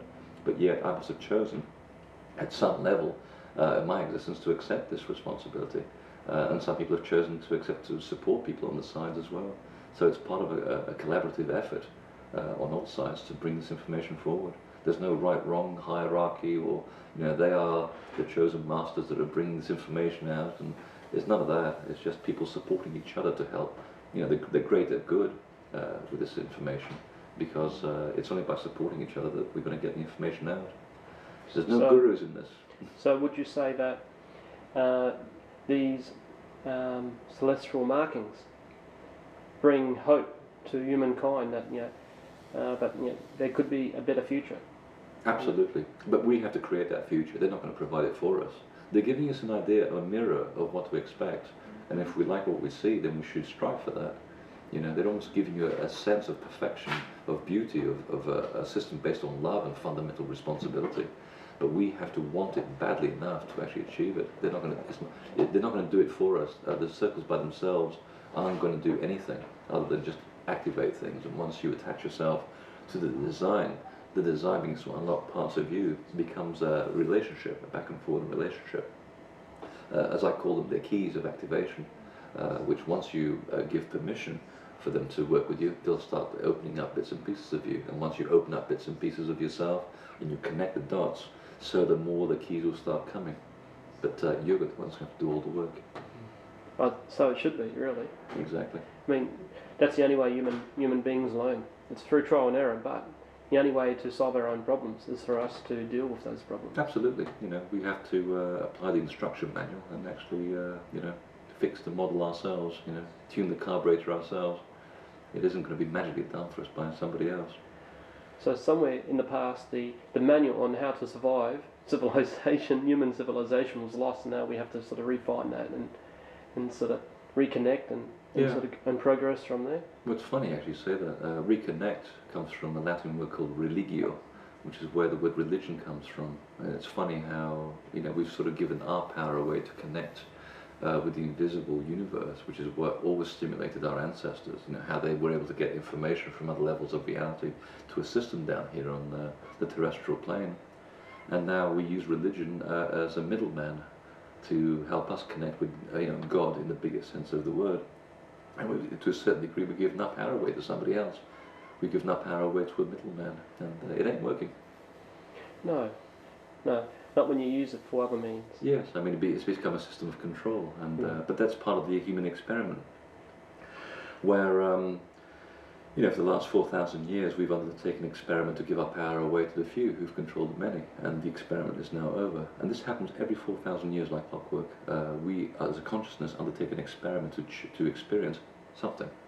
Between 8,000 and 4,000 BC, for example, or should I say, no, 6,000 to 2,000 BC, we're experimenting with the female principle. We honoured and worshipped the female principle. I'm not just talking about worshipping women. I mean, men were doing it too. We were worshipping the lunar cycle in nature, and we worked with that cycle in order to maintain a balance of existence on Earth. Once we learned that and we experienced that, we decided to do the inverse, which is to give our power away. So the shaman becomes the priest who takes over the control of the tribe and begins to control the tribe, because they become the center of attention, the ego, and in a sense the star. And today we have this wonderful culture. And talking of a star, Well, it's been a dismal failure, this 4,000-year experiment. Well, it hasn't, because it's the experience that you have to remember.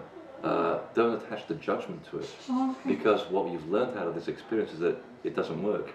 It brings with it an unbalanced way of living, where we give away our control to other people to do the thinking for us. And that's how we ended up in this disaster. That is the experiment, and this is the experience. So no experience is ever lost. So now we as souls know what it means to give our power away. Chances are we're not going to do it again.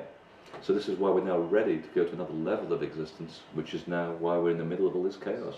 We feel that something needs to change, and the powers that be, who have held on for this experience for 4,000 years, know the time is up, and they're going to hang on for their life.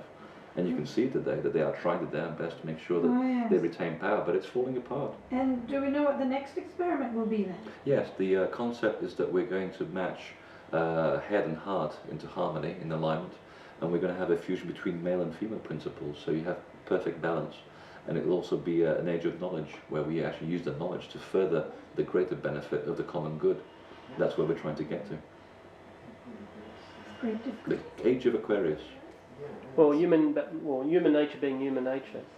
I mean, in your opinion, do you believe we've got the substance to sort of put all our sins aside and really strive for this, or do you feel Absolutely, absolutely. And in fact, I was working with a very respected psychic on this, and we were getting a lot of information back, and they were saying from the spirit world that we are actually, as a complete consciousness, much closer to hitting that switch where you hit critical mass, where once you hit critical mass, you begin to alter the change and create the change for the positive, because you don't really get to hear about this stuff on television. I mean, it doesn't make news, and yet there are millions of people around the world who, like us, are sitting in living rooms discussing what's going on. Why don't things make sense? How can we improve the world? We're only a couple of percentage points away from flipping that switch, but it just doesn't seem that way because you've fed so much stuff on the media. It's all doom and gloom. So the trick is, accept that there is a bit of doom and gloom here and there, even though right now in the world, most countries are actually at peace. They're not actually at war. So yeah, only about 10% or maybe even 5% of the world right now is actually at war. So things are actually pretty good when you think about it from that point of view.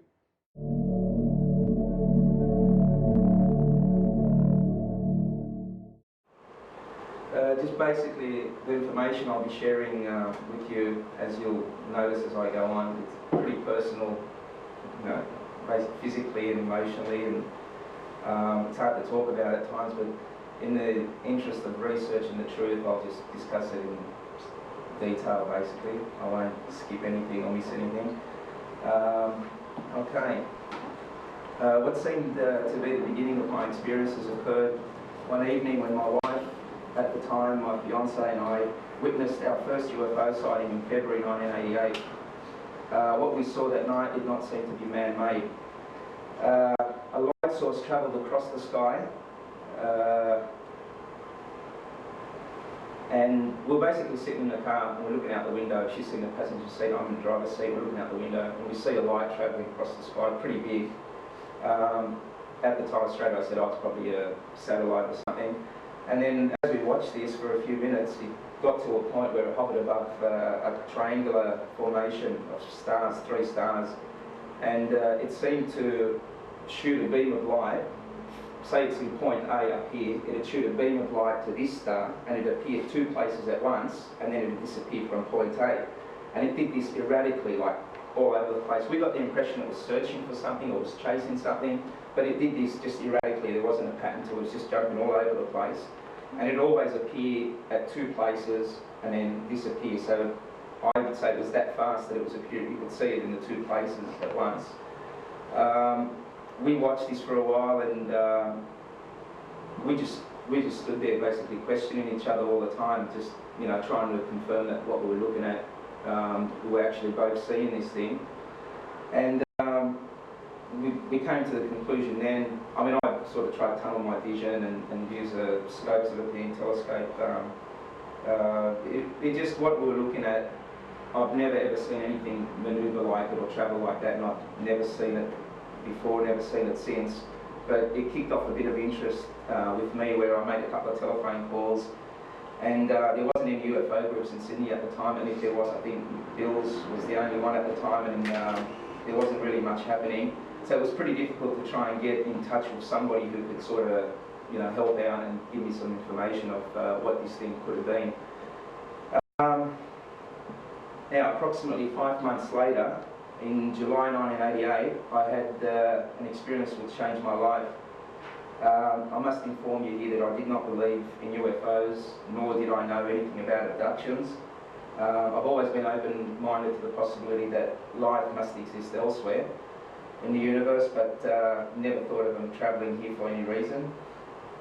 Anyway, on July 1988, I was sitting with my father in the lounge room, watching a television program which had been on for about 15 minutes, when my brother, who was sleeping in my bedroom, walked in and asked me to watch television in my room, as he wanted to sleep in the lounge room. Of course, it didn't make sense at the time for me. He was asleep in my bedroom, gets up, tell me he wants to sleep in the television room. It just didn't make sense, but I didn't question it.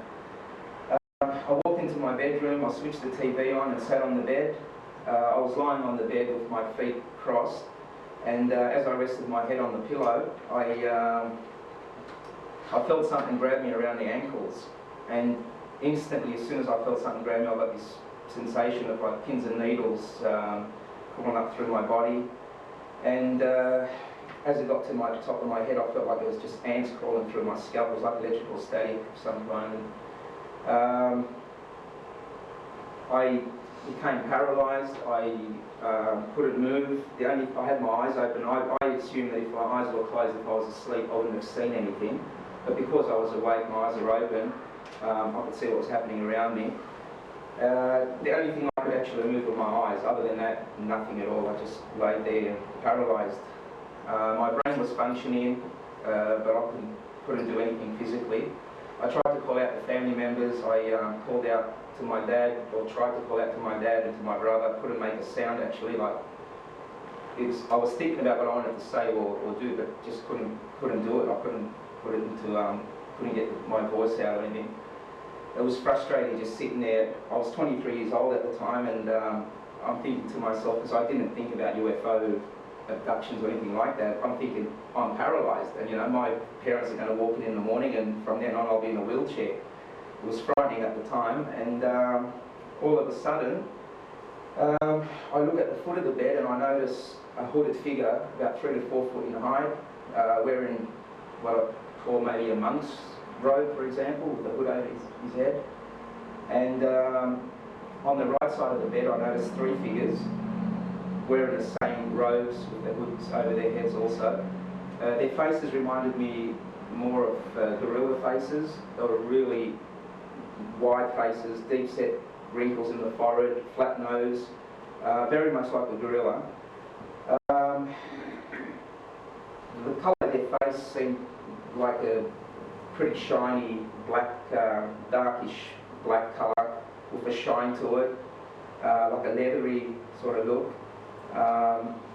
I didn't actually touch them or anything like that. I don't know what their skin felt like, or if they were solid or anything.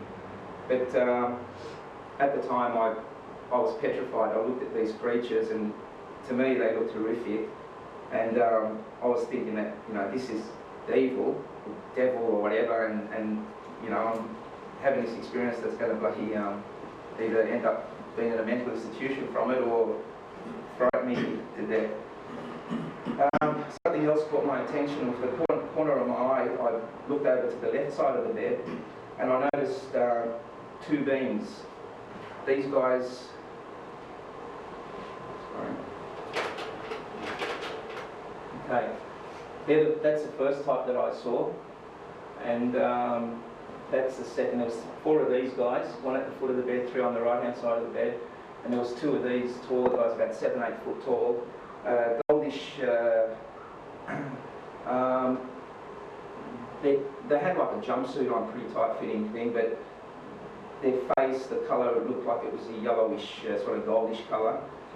They were very, very tall, slim. I couldn't see any bone structure like joints or things like that. They had very large oval-shaped heads. With the chin came to a point. It was more pointed than anything.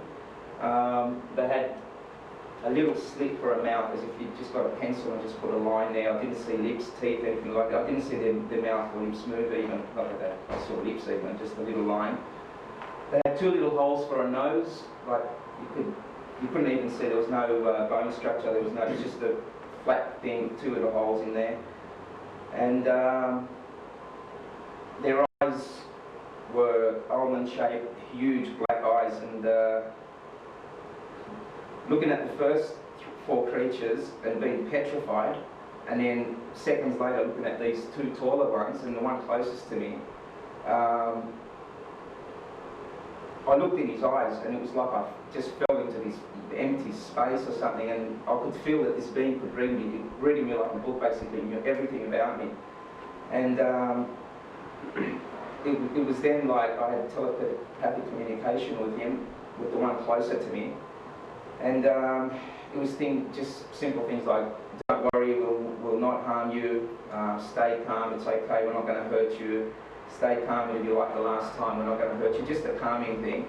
When he said it'll be like the last time, I've got a memory of when I was 6.5 years old overseas, where something happened on the roof and there was about 8 children involved, and I didn't put it down to a UFO experience, I didn't put it down to anything. But after having my experience and being in contact with many people around the world who had the experiences, I realised that what happened to me when I was 6.5 was actually UFO related and could have even been an abduction at the time. I was back 2 weeks ago, I was back overseas for 3 months, and I actually tried to get access to the place where this happened, which is across the road from my house. And the girl that lives there, or the family that lives there, their eldest daughter was pretty sick. She had cancer and she actually died last Tuesday, passed away. But I didn't want to sort of put them out by asking them if I could sort of go in there and film and that. But I went over on our roof, which is 3 stories, and filmed across the road and filmed the area where this thing happened. I tried to speak to a couple of people who were there at the time, but they just seemed not to even remember the incident at all. Actually, they didn't seem to remember very much. They were shocked at my memory, because I left Lebanon when I was 7 years old in 1973. And they were shocked at how much memory I had from my childhood.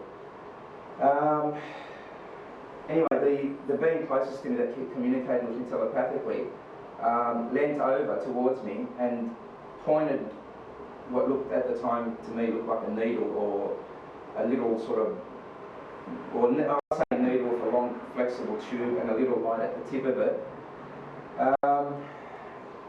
He leant over, inserted it in my head about here, and I blacked out. I couldn't, just boom, lights out basically. I came to what I thought was about 10 minutes later, and I literally sprang out of bed because I had been fighting this paralysis feeling for so long, trying to move, trying to do things. I jumped out of bed, sprung out of bed, walked out of the room, walked into the TV room. I tried to wake up my father at the time, and I was trying to like shake him for a couple of minutes. He wouldn't wake up, and same thing with my brother. After a couple of minutes of shaking him, he woke up. The first thing he said at the time,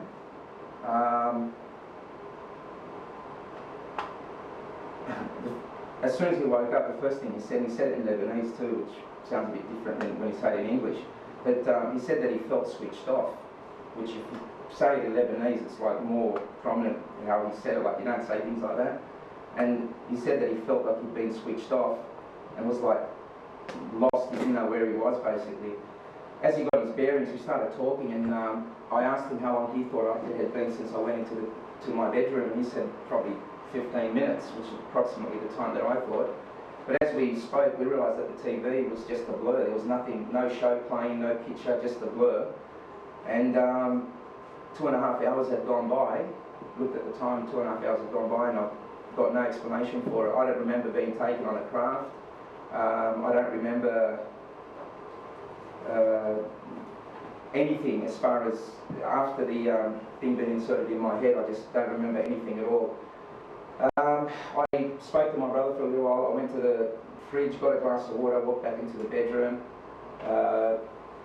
put the glass down on the bedside chest and got back in the bed, and I just fell asleep. Like, didn't even think about what happened to me. And I mean, you have a dream, you have a dream, or you have something you think about, and you toss and turn, you keep thinking about this thing, and it's not pretty easy to go to sleep after something like this happened to you. For some reason, I just fell asleep, and I had a good sleep. Got up in the morning, I noticed the glass of water was still there, so to me it confirmed that something did happen the night before. I mean, that was my way of confirming it. Anyway, I went in the shower, I had a shower. I was drying off, and as I was drying off my leg, I felt like a burning sensation on my leg, on my shin. And I had a look, and it was like as if somebody had put a lit cigarette and let it burn for a couple of minutes. It was red raw, a deep indentation, circular. I connected it straight away to the night before. I knew that it had something to do with the night before. 6 hours later,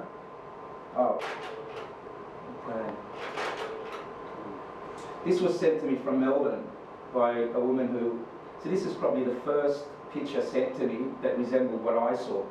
And to me, this lady heard about my experience, didn't get a complete description of what I saw and sent me this, and I was pretty impressed because this is exactly pretty similar to what I saw. But the guy I saw wasn't on steroids, he wasn't that muscly.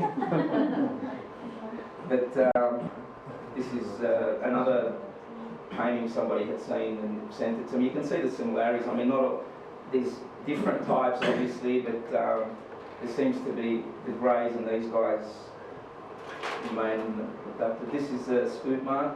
Let's see a better picture of them. Okay, I've got 4 of them now. There's one there, one here, one on the back of my calf.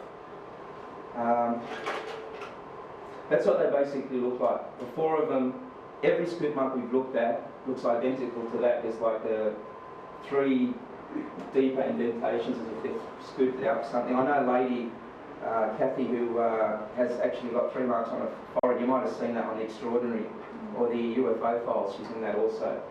Hopkins' book, you can see consistencies. This is from America, so I mean, it's not like different countries have different scoop marks. Everybody seems, all abductees seem to have consistencies in scoop marks, the type of scoop mark you have. There's obviously different types.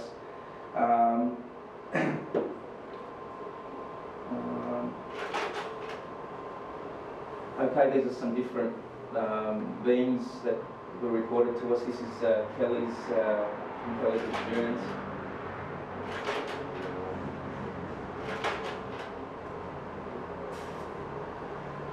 When I first started dealing with my experience, this is after I noticed there was a mark on my shin, and like I'm thinking what's going on and trying to start questioning things.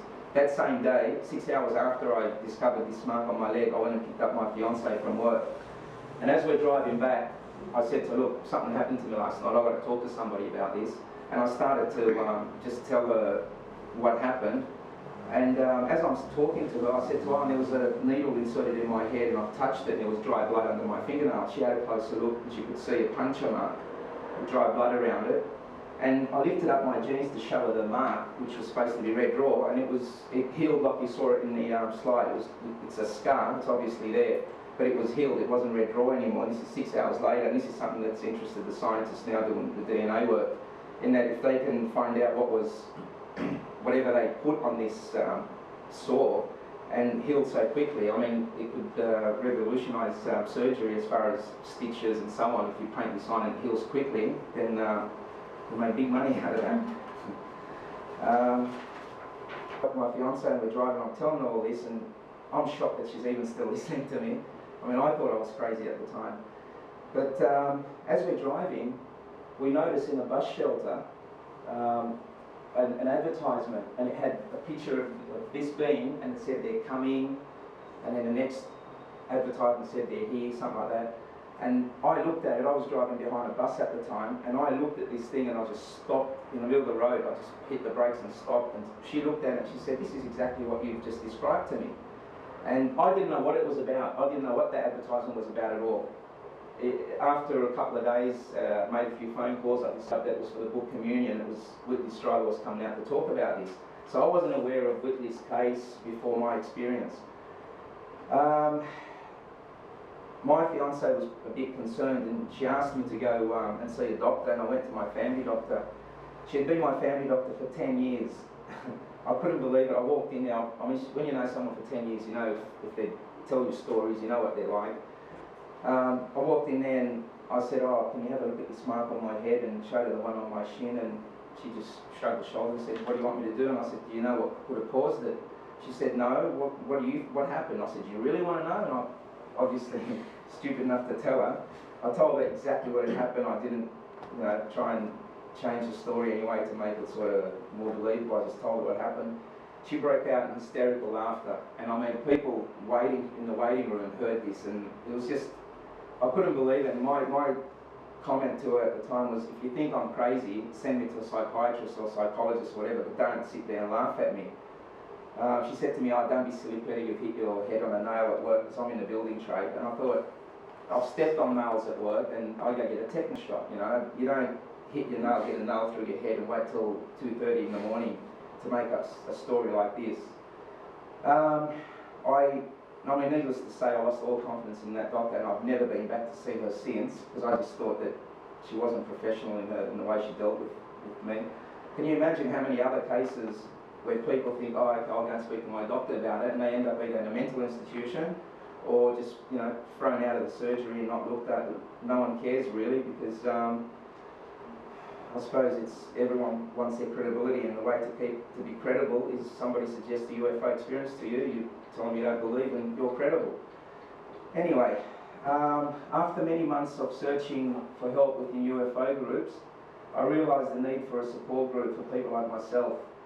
I wrote a number of letters to different professionals, hoping that one might reply. To my surprise, 12 wrote back, which was at the time was pretty good actually, because you couldn't talk to anybody. I'd telephone psychologists and psychiatrists, and as soon as I mentioned to them beams, I wouldn't even say alien or anything, just beams in the room, they'd hang up. It was frustrating trying to get somebody to talk to you. Okay, yeah, so we got 12 replies, and we held a meeting, and 12 professionals turned up. There was a doctor, two hypnotherapists, a psychologist, a physicist, and a counsellor, and a couple of others. So with the help of these professionals, in April 1993, we founded the UFO Experience Support Association. UFOSA is a non-profit voluntary organisation, and we're basically dedicated to helping UFO experiencees to cope with and understand the encounters. We find that the most common factor among abductees is they all believe when they first have this experience, they don't know other people have had it, they think they're the only ones who are experiencing this, they think that they're crazy, they question their sanity and so on. But when they realise that they're not alone, that they're not the only ones having this experience, I think you feel a lot more comfortable that there are people like yourself experiencing similar things that you can speak to, and I think that helps a lot more than any professional could. I've had a lot of contact with abductees in Australia and around the world, and as you can see, like, you get a lot of letters and a lot of pictures that people draw, and I mean, if you're hoaxing something, you wouldn't put that much effort and time into it, and I find that a lot of abductees don't even want to put pen to paper, they just can't do it. It's pretty difficult to sit down and write something that you're sort of pretty concerned about.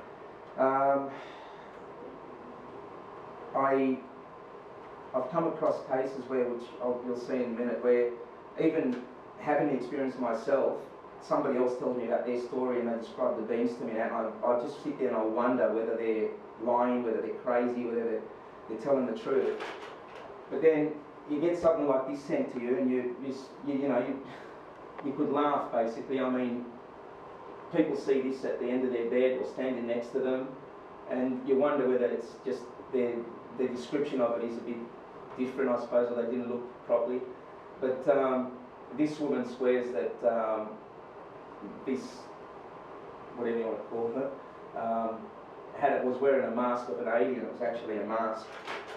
And then I get this from Bob Hopkins in America, where one of the people he was working with had sent this to him, and it makes you wonder that, you know, it's not the only one. The previous one that I've sort of had sent to me, there are other things, people from all around the world are sending things that are pretty similar. So if you hear a story and it doesn't fit in with, you know, the norm, or what you want to call the norm, I wouldn't brush it aside, because you'll find that, just put it on file, because you'll find in the future you'll get another. And she drew this and gave it to her mother, and she's over the week she started drawing all these pictures and things. And there's one slide that I haven't got here, but she describes going into the ship, and then she feels like there's a lot of wind, and then another door opens. They take her through that door, and then there's nothing. She can't feel any wind or anything. She couldn't feel any temperature or anything like that. It was just like there was no environment there.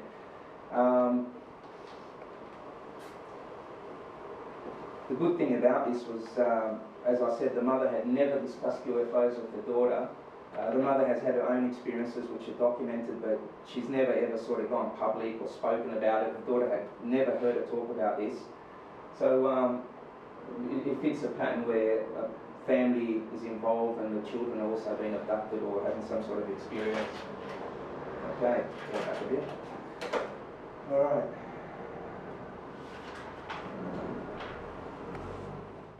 presentation. I've been fortunate enough to meet some incredible people like yourselves, some of whom I've become friends with, Mr. Chalker included. Actually, that's the thing I should comment on. In the beginning, I really steered away from Bill because a lot of this group I was involved with, which I won't name, used to really hammer into Bill and tell me not to speak to him, and I shouldn't share my experience with him because Bill he hides the information, he doesn't share it with the public, his CIA and all this. And I kept away from him, and it took me probably a year and a half before I even said hello to Bill and started speaking to him. And I used to avoid Bill like the plague when I'd sell raffles or anything. I wouldn't go near him. It was just, He's bad, man. But then when I spoke to him, I realised, like Bill's pretty credible. He's respected around the world, and he set a high standard, such a high standard that these people couldn't really compete, or he basically, I think Bill did the proper method of research, and they just couldn't follow that. They didn't want to. I think it was easier for them to call everything a UFO before they even researched it. But anyway, after I got to know Bill, I realised that you don't judge people by what somebody else tells you. Just wait till you speak to them and then make your own decisions, especially in the UFO field. In 1996, Professor John Mack of Harvard Medical School visited Australia. During his visit, I organised a workshop with professionals and abductees. Professor Mack, after the meeting, we went back to my place and had a talk, and it was after a couple of hours of going through paperwork and having a chat, he asked me if I'd be the Australian representative for PEER, which is Program for Extraordinary Experience Research, based at Harvard. All I've been doing basically is just sending references to him, and he does the same if people send letters to him. I remember writing a letter to Bud Hopkins in 1993, I think, late 1993. It took a year and a half to come back to me, and all it said was, I'd advise you speak to a local researcher, Mr. Bill Chalker. So a year and a half I could have saved just by picking up the phone and calling Bill. But that just goes to show how busy people like Bud Hopkins are, and how many people are having this experience worldwide. Okay. The focus for today's presentation occurred on Thursday, the 23rd of July, 1992. At the time, I was suffering from head injuries due to an assault by 3 men on a job site. In May 1992, believe me, it was horrific injuries, massive head injuries I had. Due to the injuries I sustained, I was prescribed medications such as Panadine Forte, Voltaren and Prozac, of which I consumed 1 tablet only. I read some information about Prozac which I did not like, so I actually still got the bottle with only 1 tablet missing. During that period, due to the head injuries and concussion which I received, I would vomit a number of times a day. My short-term memory also suffered to an extent. On the morning of July 23rd, I had driven my wife to the railway station. On the way, I had to pull over probably 8 to 10 times and violently ill. Okay, I came back home from dropping her off at the station. I got back into bed about 7:10, I'd say. I was wearing a tracksuit pants and a sloppy Joe. I had a shower the night before. I went to bed. I fell asleep. I got up in the morning, as I said, drove to the station, came back home. I went straight back to bed. I was so ill. About 7:30 in the morning, I sat bolt upright in bed. I actually felt something jump on the bed, or like I thought at the time it was a cat. It was just really like something jump on the bed, and I sat bolt upright.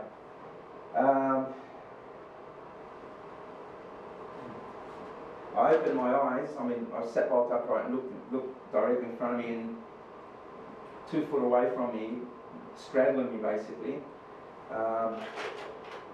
was this fellow. This is the first sketch that we put together.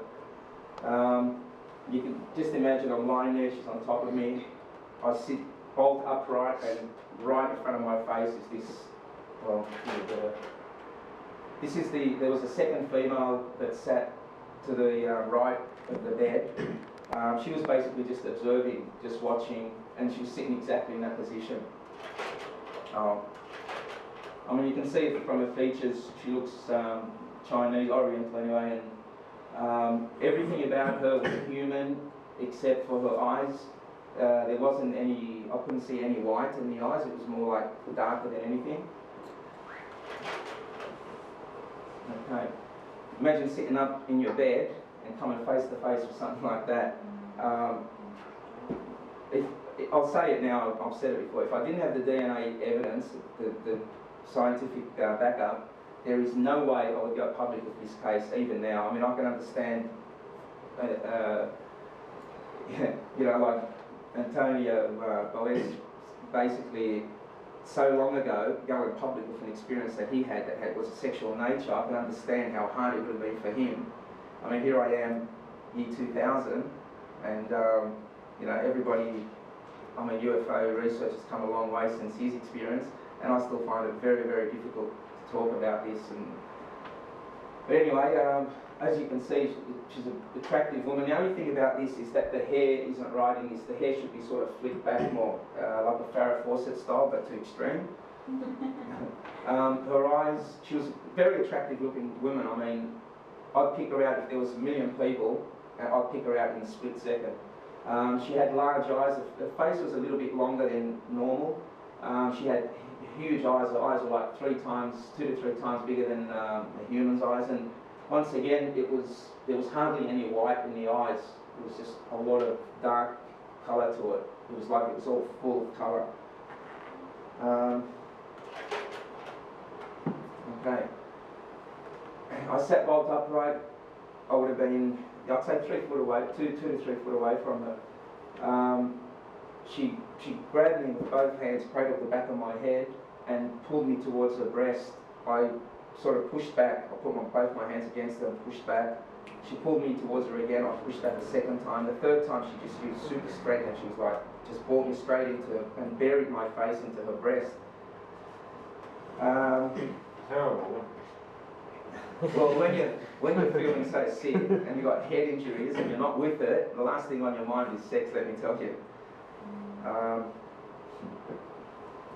And then at the same time, I was on medication, and people can say, well, you were hallucinating, and that's where the hair comes into play and changes everything.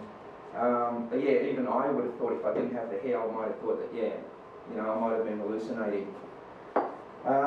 Anyway, she buried my face in her breast, and I'm claustrophobic at the best of times, and I just couldn't push away from it anymore. She just held me there. She was using super strength, basically. The only thing I could do was I took a bite and bit a little bit of a nipple. She didn't scream. She didn't react in any way that there was any pain. There was no blood. There was no reaction from her whatsoever, except she looked over at the Asian female that was sitting on the right side, or out to my right, and she communicated with her telepathically, and I picked on that. It was just things like, he's done this wrong, this isn't the way it's done. Like, I screwed up, basically. And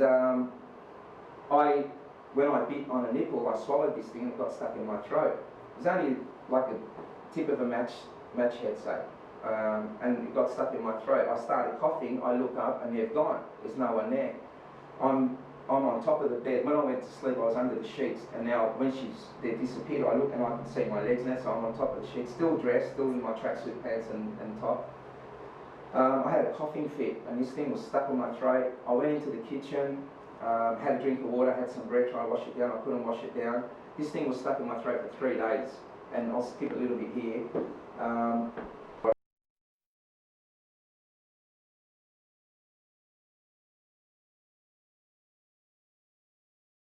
My wife came home that afternoon and I was coughing like, you wouldn't believe, just bad coughing fits, and she said to me like, you know, have some cough mixture or something. Like, I said to her, look, I'm not ready. I felt guilty in a way, like as if I had an affair, I played up on her or something, but I said to her, look, I'm not ready to talk about this now, but when I am, and I mention to you the coughing fit and what the experience I tell you, just, you know, connect the two, and she was okay. And I think it was about 2 weeks later that I actually built up enough courage or, you know, guts to talk about it with her. It shocked me how understanding she was about it all. I mean, as she said to me at the time, it's not something that I have control over. So I think that was the way she dealt with it. But anyway, after going to the kitchen and having a drink of water and trying to wash this thing down, I had the urge to go to the bathroom. So I go to the toilet, and I felt like there was barbed wire or razors or something slashing my penis. I had a look and there was two hairs, one about 8 centimetres, one about 15 centimetres, and they were sort of curled and cutting into the skin. It was pretty painful. Even to remove them, it was pretty painful. I removed the hairs, I put them in a plastic bag, and I put them in the filing. I don't know why I didn't even put them in the fridge. I didn't even think. I just put them in the filing cabinet in my file.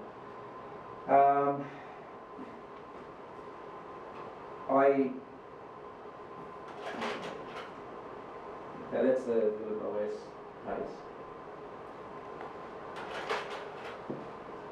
Okay. Just to give you an idea of leading to this hair sample, I received a hair sample, and in 1996 I gave it to a group in Melbourne and they tested it, and they were telling me, you know, all these exotic explanations for it and how exciting it was. And 3 years later, I was still asking for information, and only last year, I think it was, I received an email from this group, and it was like something like, the hair sample that you sent us was interesting. We had a look at it. We visited the site where it came from, and there was a number of other samples, and then we lost track. So a lot of groups and individuals wanted to have a look at the hair and requested permission to look at the hair, but we couldn't track down the owners, so we didn't give permission. I'm thinking, I'm the owner of that sample in particular. You could easily contact me, but it just sort of, to me, it looked like they were hiding whatever information they got, and they weren't even going to give me back the sample, which I hadn't got back. So I was a little bit hesitant about any other sample and who I'd hand it over to. I mean, this is supposed to be one of the best groups doing this sort of work, and I wasn't happy at all with the outcome. So I mean, here I am speaking publicly about my experiences, and I have an experience that I've just described to you, which I didn't want to discuss publicly simply because I had nothing to back me up. And it just, if you look at it, you stand back and listen to this, you think, oh, this is probably nothing but a sexual fantasy. But been lucky enough to have the hair, I suppose, and the experience happened in 1992, late 98, I think, mid-98, was it, Bill? Mid-98 that you asked me for, yeah. Late 1998, well actually in 1996 I was speaking to a television crew and Bill was present, and I think that was the first time Bill heard me talk about it. I had mentioned it to close friends like weeks after it happened, after I spoke to my wife about it, and we actually had a meeting in 1993 with the professionals, and that was the first meeting that we had, and I actually discussed this case because I thought if somebody went to them and spoke to them about a case with a sexual nature, I didn't want them to think that they're crazy or that it's a sexual fantasy thing. I basically just said to them, you know, dissect this case, you can use me as a guinea pig, whatever you want, but learn from this and, you know, we'll all benefit. So there was documentation by certain people, one of them being a doctor, who made notes at the time of what I said.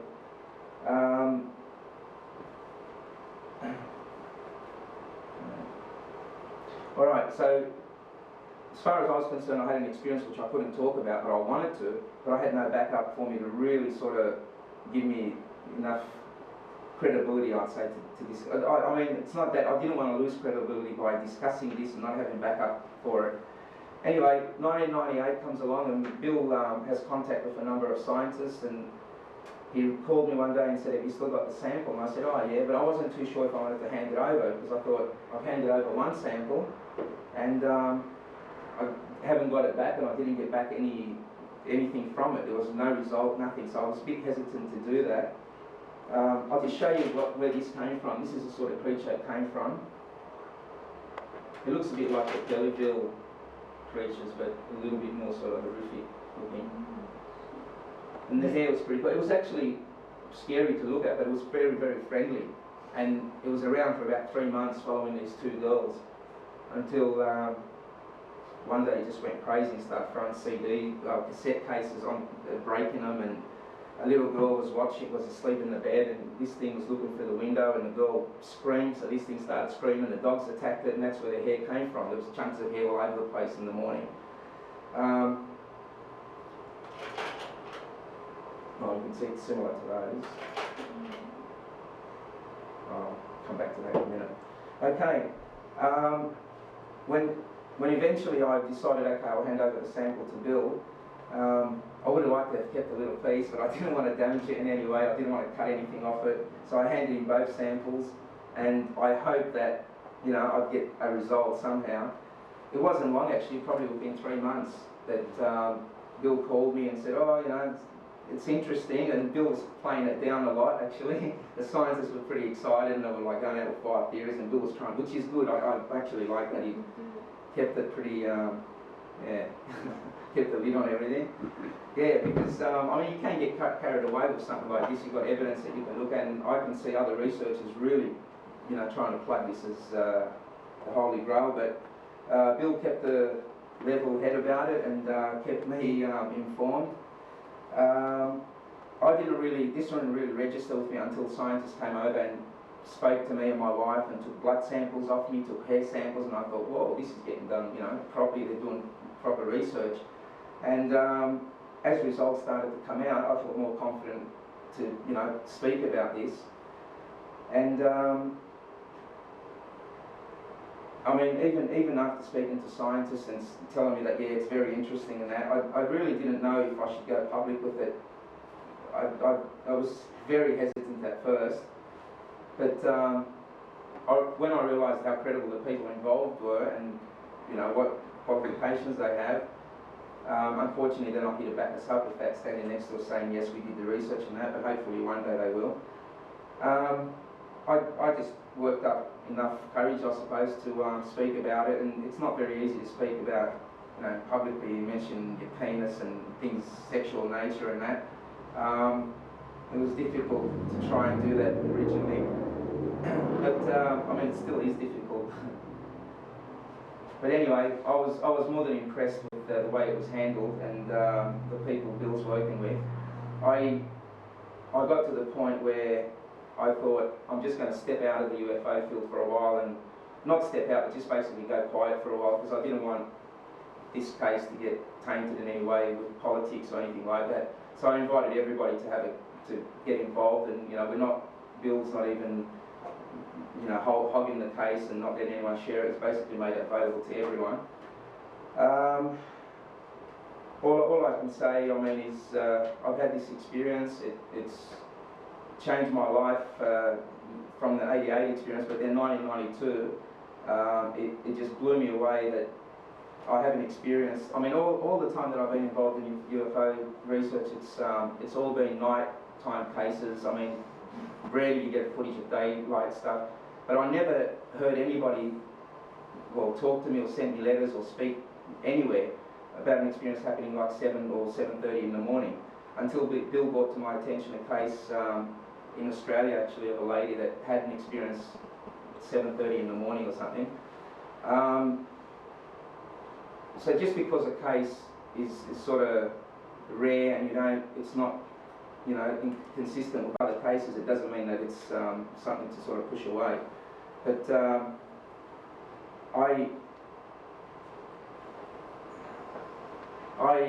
I've got to say, from my point of view, I'm so glad that credible scientists are doing the work on this.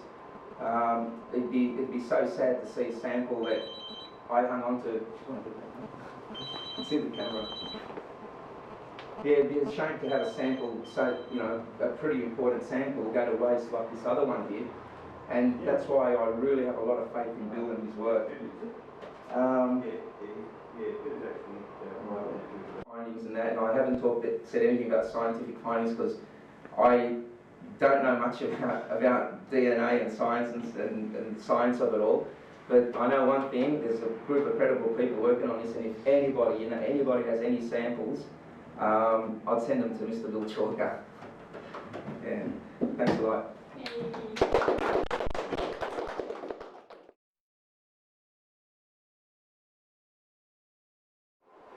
My talk tonight is going to be called formally paranormal aspects of the UFO phenomena 1975 to 1999. Quite a mouthful, but what I'm going to try and do is break it into a number of sections to make it easier for us. Well, let me start with a very bold statement that Australian researchers, amongst others in the world, have really failed to come to grips with the link between the UFO phenomena and the paranormal. And I'm going to try and elaborate on that so that by the end of the evening, after we've had a bit of discussion about this topic, you can see whether you may or may not agree with that statement.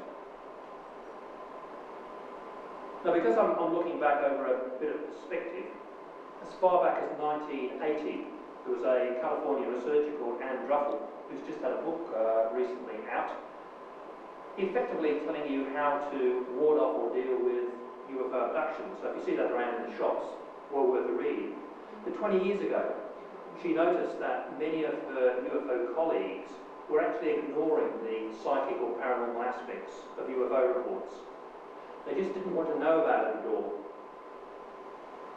And a few years later, an American folklorist called Eddie Bullard, who probably is one of the world's leading researchers on many aspects of the abduction phenomena, when he was discussing his findings in a mammoth 300 case study presentation that he did, he actually reminded us, for those that knew in the first place, that paranormal elements had really been dismissed through the 50s, 1950s, 1960s, and even into the 1970s.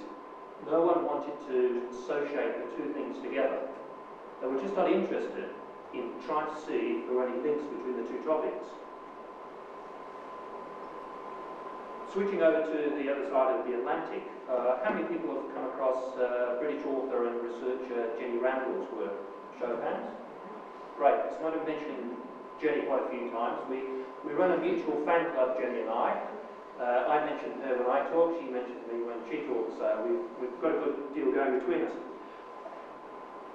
The fact is that about 5 or 6 years ago, in a number of her works, and I think now she's written about 40 books, she actually accused, and I use the word accused, researchers in the USA of running a mile from paranormal aspects, and added that they actually seemed terrified to associate the two topics together. She didn't really comment about why or what she thought about it, but just the fact that that was her observations in the lectures that she'd given in the US. There was paranormal on one side, UFO research on the other, and the two didn't really meet terribly much at all. And so that's gone on over the time. And here in Australia, apart from Victorian researcher Mark Moravec and Simon Harvey Wilson in WA, and myself, there's probably very few people who've published or even looked at in depth this area. And what I'm going to do tonight is briefly, for the first period, review what a few of the global researchers have said about this link or not said about this link. And I thought, being as we want to get people involved in some interactive discussion about the topic, is I really need to talk at you for a little while to give you some perspective, to get questions rolling in your minds, to get a bit of dialogue going about that. So I'll talk for a little while about the historical perspective, take a break, have a look at a few areas of interest to us, a few questions, then have a look at some Australian cases that I've personally looked into, and give us a bit of a discussion based on a few things that come out there, and then look at some research findings, some sort of more formal research work that's been done, and look at what might happen in future. So, a little bit of a talk out, a bit of a break, and take it in easy segments to get us through the time. So the first section is a historical overview. The first name on the screen should be really somebody that you've heard of. And we're looking back at 1975, so we're going back almost a quarter of a century now, when French-born UFO researcher Jacques Vallée, who's had a really enormous influence on the field of ufology, wrote a book titled The Invisible College. And the book was, the title was a reference to the fact that he had a number of scientists who were interested in looking at UFOs, but they kept themselves in the background. They didn't really want their peers to know they were interested in the topic. And at this point in his life, and Jacques Vallée moved from France to California, and a lot of his research work in both countries. At this point in his life, he came to believe that the UFO phenomena really was two things. One, that it was a physical object, and yet another aspect of it suggested it was a window into another reality.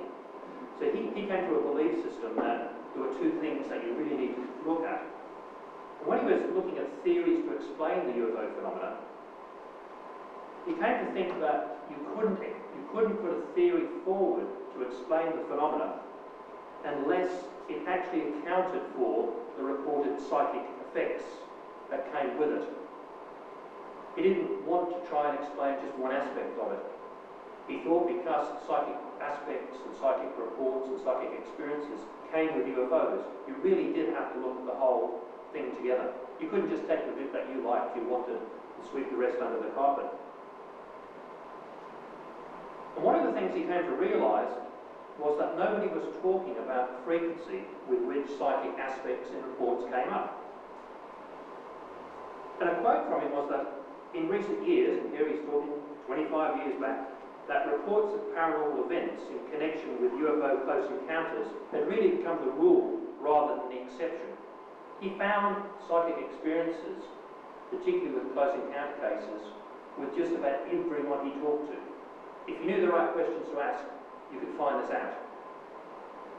So really 25 years ago, the leading thinker on the subject, and Jacques Vallée, I think, retired from the field a few years ago, he expressed the belief that you really needed to build a bridge between the data that were coming from parapsychologists and the information that UFO researchers were gathering, and that you really did need to look at both things together.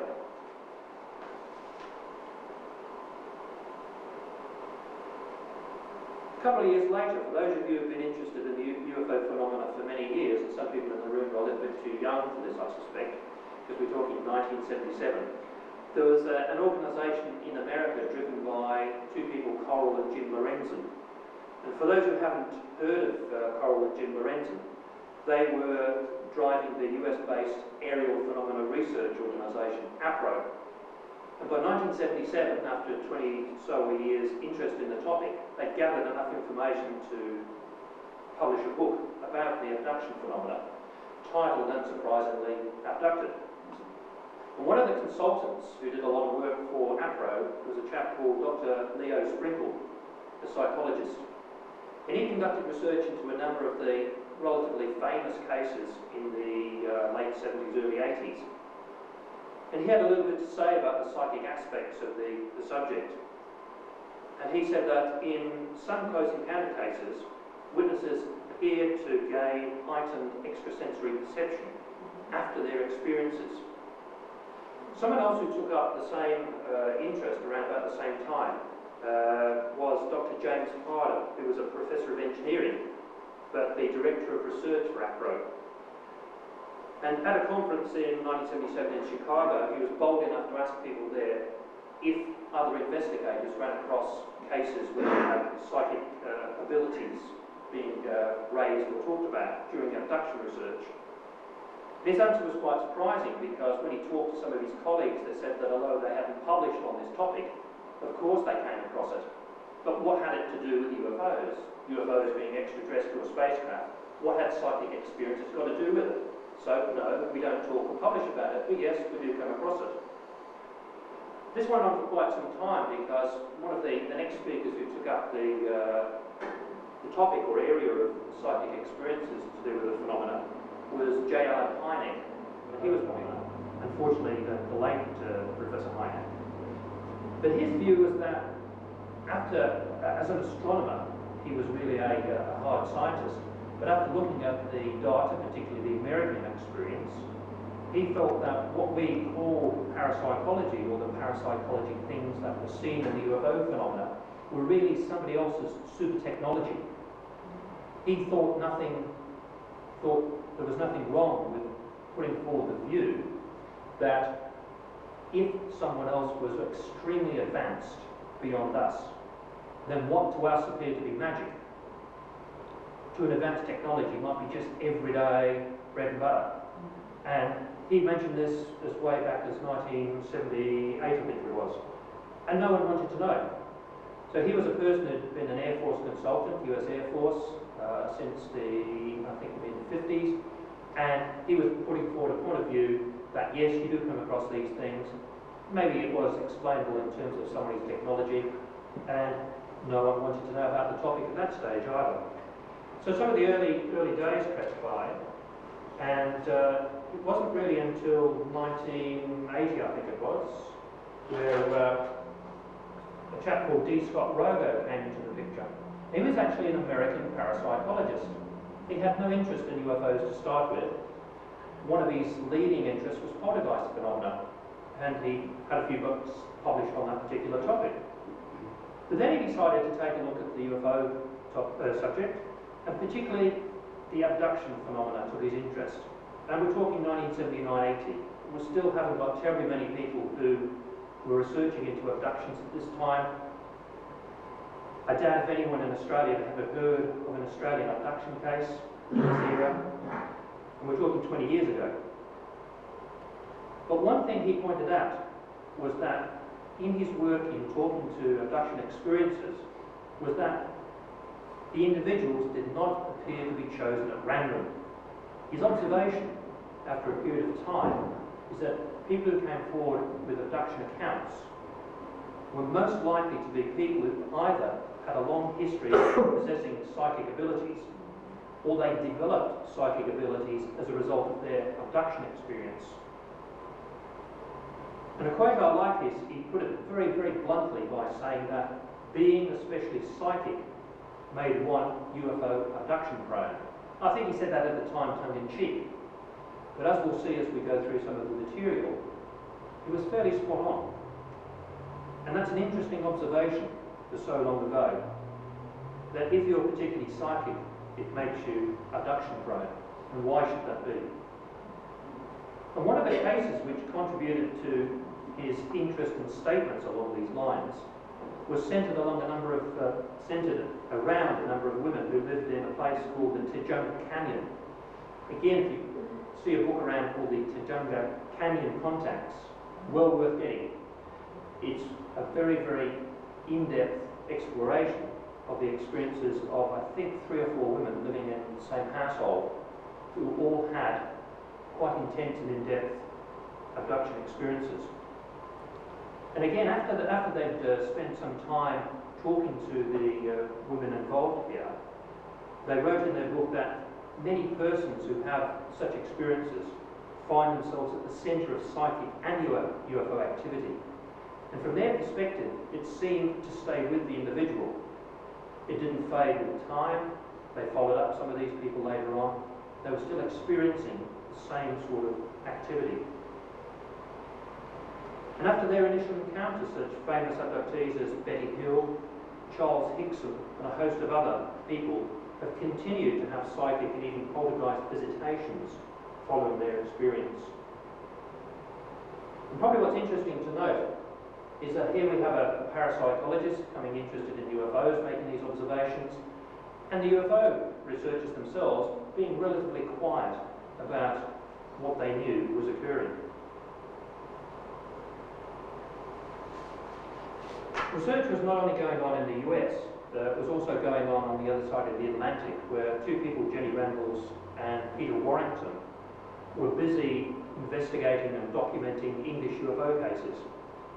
And the first work that came out, or first serious work I suspect that came out of England, with a statistical and analytical review of UFO cases, was a book called UFOs: A British Viewpoint. And in it, surprisingly, they did not just look at UFO cases. They found 4 areas where UFOs and psychic phenomena overlapped. They pointed out that there were quite some parallels between reports of ghosts with some close encounter type 3 and close encounter type 5 cases. 3 being a close encounter where there was alien entities seen, close encounter type 5, and abduction account. They also found UFO cases where poltergeist phenomena occurred. They found instances where witnesses just simply knew there was a UFO there. They may be indoors and go out and see something. They may be outdoors and be forced to look up. But they just knew that something was around. And that's the sort of intuitive sense of presence one gets in many paranormal encounters, where you just know there's something there. The hair on the back of your head stands up. You get a tingling sensation. You just know that something unusual is going on. And they found some interesting cases in Britain where that was occurring. They found episodes where there was telekinesis, objects moving by themselves. And what their work indicated that psychic abilities of some people overlap with UFO sightings. Not just any type of UFO sightings. Lights in the sky didn't have psychic experiences connected with them. It was always, in their findings, close encounter cases. We're still talking in England at this era, pre-abduction accounts. There weren't many in the UK at this stage. So we're talking about a classic daylight metallic disc, lands, broad daylight, alien entity gets out. Those kind of cases were producing psychic after effects. And they came to think that certain individuals might have an ability to mentally manipulate energy, and actually that the UFO phenomena was a creation from human minds. This is some of their early thinking. If we move back at this stage to the US, two people called the Gansbergs, I haven't got their first names, published a book which was probably the first work to have a look at abduction accounts in depth. They interviewed 9 people, and only 9 people, and came up with a book-length treatment exploring not only the sorts of things that they were encountering, but their lifestyles before and after, effects which had happened to them. And one of the main findings that they had was that they were coming across a large number of people, abduction experiences, who became psychic or psychically aware only following their encounters.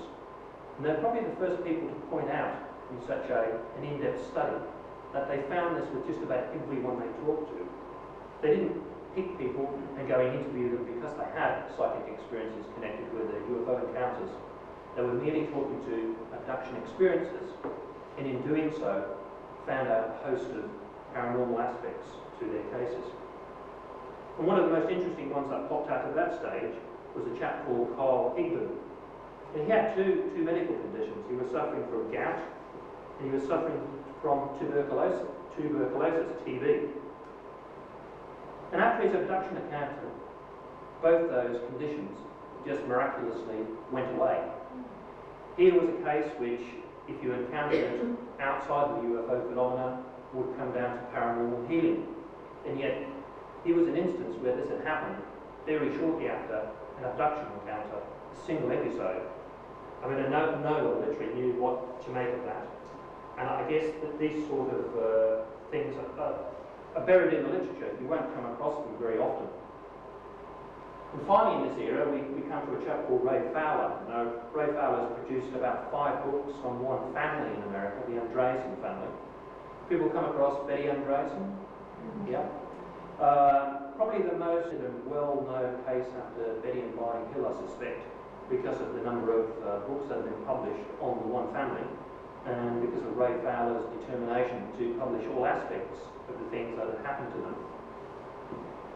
I'll mention them a little later because a whole host of things came out of Ray Fowler's work with the Andreessen family. Finally, we come to Australia.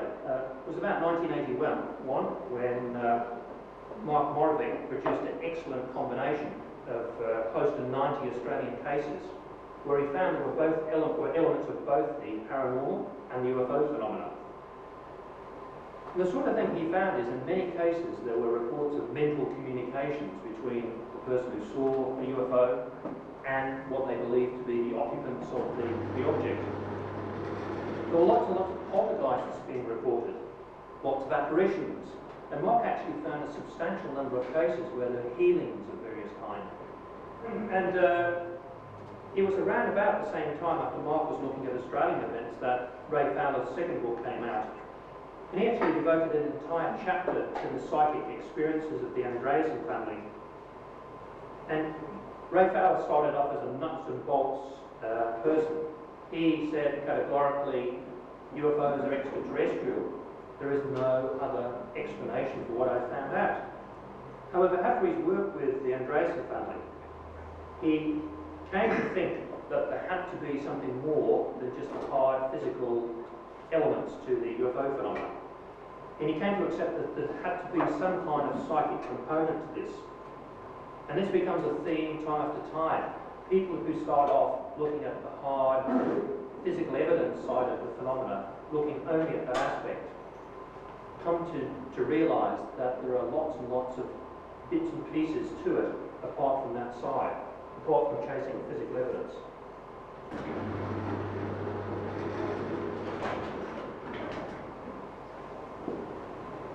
Again, looking at England, there was a chap called Hilary Evans, and Hilary Evans has published a number of books, fairly esoteric. Titles of his books are likely to be things like Altered States of Consciousness. What has this got to do with the UFO phenomena? Titles like that. But again, Hilary Evans came to the topic of UFOs also being a council member of the English Society for Psychical Research. And in a wide-ranging investigation into the UFO phenomena, he noted that you couldn't get away from the fact that UFO reports and UFO occupant reports involve psychic links. And he went on to say that really, in his opinion, the psychic or parapsychological links was actually the centre part of the UFO phenomena. Not somewhere on the fringe, not somewhere where people didn't talk about, or somewhere where you swept these sort of things under the rug, but actually central to the whole topic. And Evans came up with a whole list of things that he found in UFO reports. He found people who had premonitions that UFOs would be sighted and rush outside and have a look, and sure enough there'd be something there. He came across cases where people would report telepathic contact with UFO entities. And again, really here were prior to a lot of abduction cases.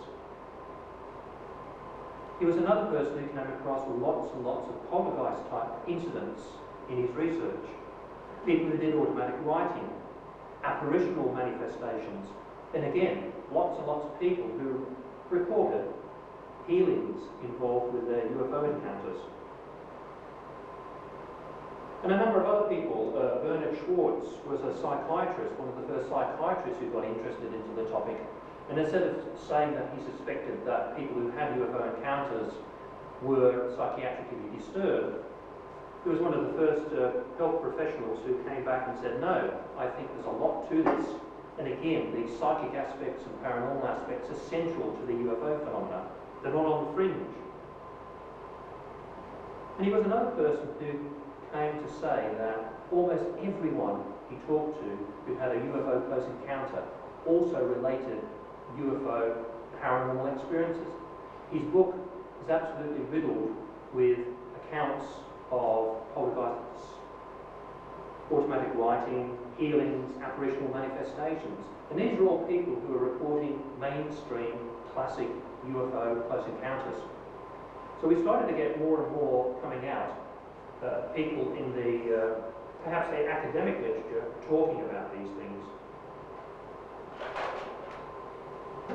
Eddie Bullitt, who was, or still is, a folklorist by trade, interested in the UFO phenomena, who's had a look at lots and lots of abduction cases from all over the world, noted a number of after effects which occurred post-experiences. One of his subcategories that he talked about was that of the paranormal. And after saying that, his observation was, particularly in the States, that when you came across such paranormal phenomena, it was suppressed or ignored by hardcore science UFO researchers. But what he found looking at abductions, that too many people whose cases he looked at came across occurrences which really were in the field of parapsychology than ufology. And yet the same people were reporting abductions. So you had a group of people who'd say, yes, I have no parapsychology experiences, this is my abduction experience. Someone else would say, I've had an abduction experience with paranormal overtones. You couldn't tell them apart. And he said, you really did have to take notice that cases, abduction cases with paranormal aspects didn't, and still don't, 30 years later, appear fundamentally different from cases where there are no paranormal events. And one of the questions he posed, which I would like us to chat about is because it wasn't any deeper meaning than coincidence to the fact that these two things were happening to the same group of people. And he came across dozens of cases of apparitional visitations, bedroom intrusions, ghost stories, poltergeist phenomena, ESP, clairvoyance, precognition. And all these things are bread and butter to parapsychologists, but they're not to UFO researchers. Bullard was looking at about 300 cases. Jenny Randalls in the UK did another global survey of about 200 global abduction events. And after reviewing the evidence, she came to, well, she actually said that the very clear incidents of paranormal experiences in the lives of abductees would actually prove to be the key to the entire phenomenon. Again, it's not on the fringe, it was the key to the mystery. Pursue the topic and the link, and you'd find the answer to the UFO phenomenon. And the reason she said that was that the paranormal incidents happening seemed to be the only things that made these individuals different from anyone else. Around about this time, 10, 12 years ago, we have professional psychologists who were starting to use research methodology to look at this very topic. A chap called Professor Kenneth Ring, who was mainly interested to start with in near-death experiences, got very interested in UFO abduction accounts. And he, together with an associate called Christopher Rosing, conducted a project called the Omega Project. And he took the true scientific method, he got a battery of questionnaires as his methodology, he applied them to groups of people who were talking about UFO experiences, another group of people who talked about near-death experiences, and two control groups who had no such experiences. And he ran a really big program that took about 2 years to do all the research work on, and then he published his findings.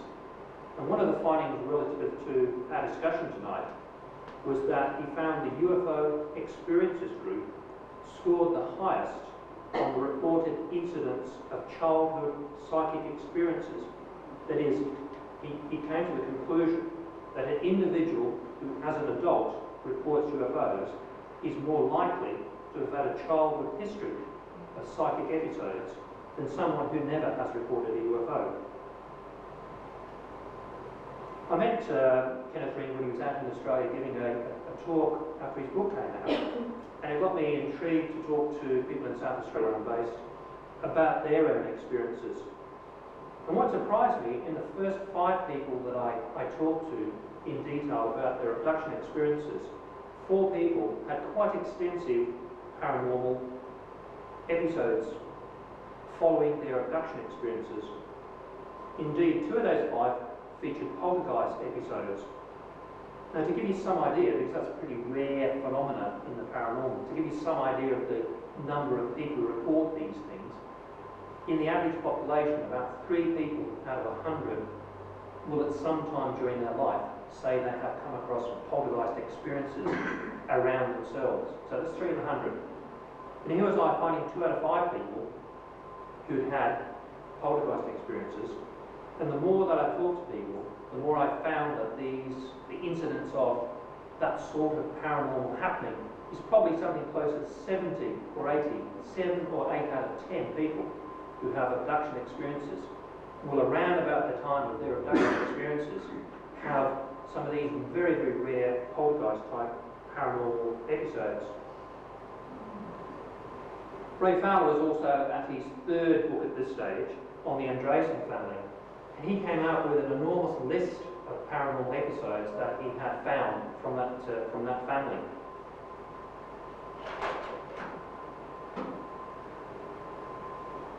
What people realised at this stage was that it was UFO researchers that were talking and discussing this topic. And then it occurred to somebody to actually go and talk to the UFO experiences themselves and say, what about you doing some research in this area?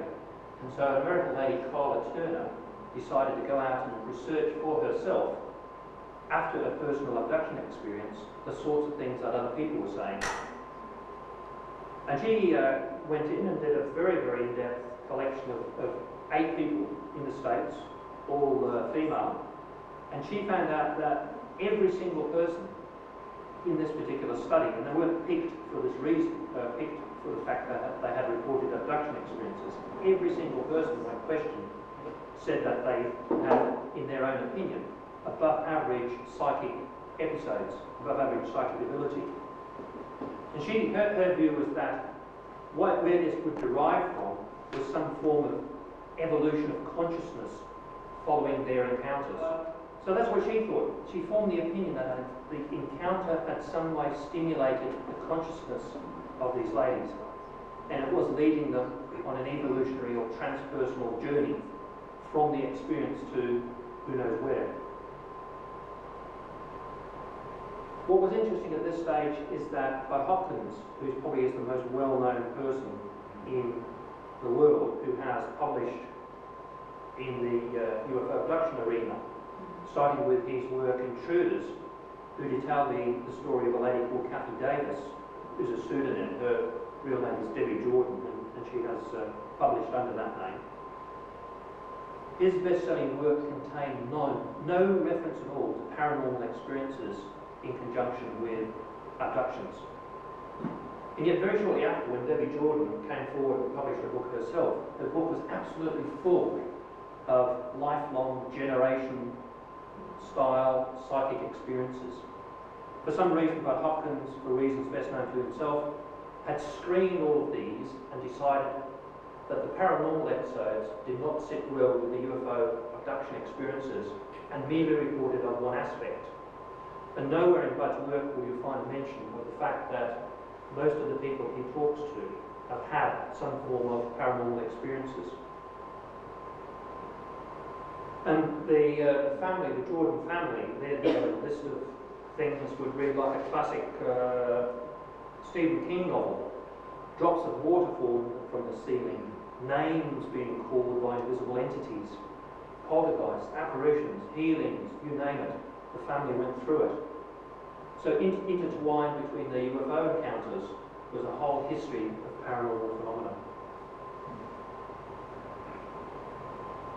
In 1994, we had a conference which was held in Boston at MIT, the Massachusetts Institute of Technology. And a couple of millionaires decided to get 100 people from around the world for 5 days and lock them in a room and talk non-stop for about 15 hours a day about the abduction experience. And the people invited were researchers from various countries, lots and lots of health professionals, UFO researchers, a couple of people from the media, people like John Mack. I was invited to go from here, and we literally sat down and brainstormed the entire UFO abduction phenomena. And on about day 3, 45 hours into the presentations, I suddenly realised that no one had talked about paranormal episodes or paranormal experiences. It just didn't seem to be going to be on the agenda of such a group, and I couldn't resist the opportunity of posing the question to this group whether or not they had encountered paranormal episodes from abduction experiences. There's a bit of stunned silence because you're not supposed to talk about the two topics together, I found over a period of time. It's just not on. But a few people were bold enough to get up. And people said, yes, I've noticed it. There's a consistent thread in all the people I've interviewed. Another person said, yeah, I noticed what I would regard as a much higher percentage of psychic experiences than I would expect. Someone else got up and said, yes, I confirm that's also been my experience in working with abductees. I've noticed this kind of ability seems to heighten tremendously after an encounter. And a very well-known abduction researcher, whose name I won't mention, got up and said, yeah, I'll certainly agree. There's been a multitude of paranormal effects, psychic experiences, poltergeists, microwaves. Had this person ever mentioned this in any of their work? And the answer was no. So in a closed session, fortunately this got into the proceedings, but in a closed session, my fellow colleagues were quite willing to admit that they had come across lots and lots of instances where this was occurring. And the question that nobody was wanting to answer was the fact that there had to therefore be some link. What was that link?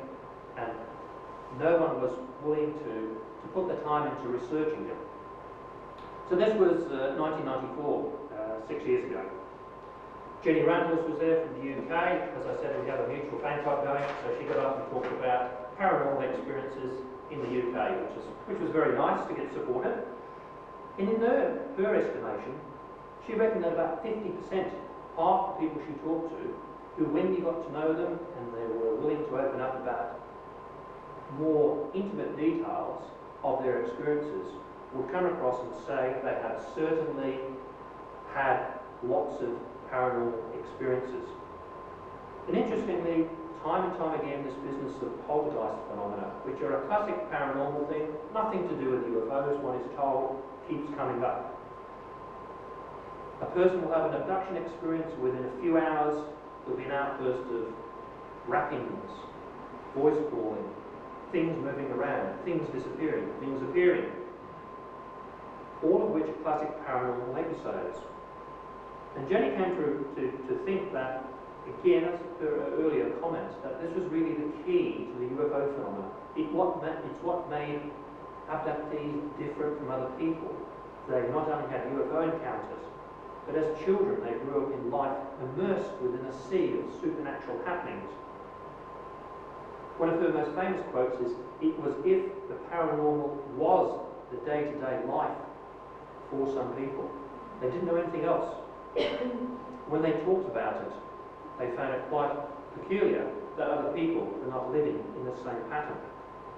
And then as adults, they came to UFO close encounters. Now, John Mack, 1994 again, 94 was a very good vintage for people starting to talk about this particular thing. John Mack presented in his book Abduction the work of a Brazilian researcher. See, unfortunately, most of the stuff that I was able to find comes from either the US or the UK. Very little in the European literature I could find, very little in the Brazilian literature. But the Brazilian researcher, who is a psychologist named Gilda Moura, said, yeah, I come across it the whole time. I come across the fact that this is quite normal for abduction experiences in Brazil to have telepathic abilities, clairvoyance, visions, the receiving of messages, normally things you'd associate with the paranormal.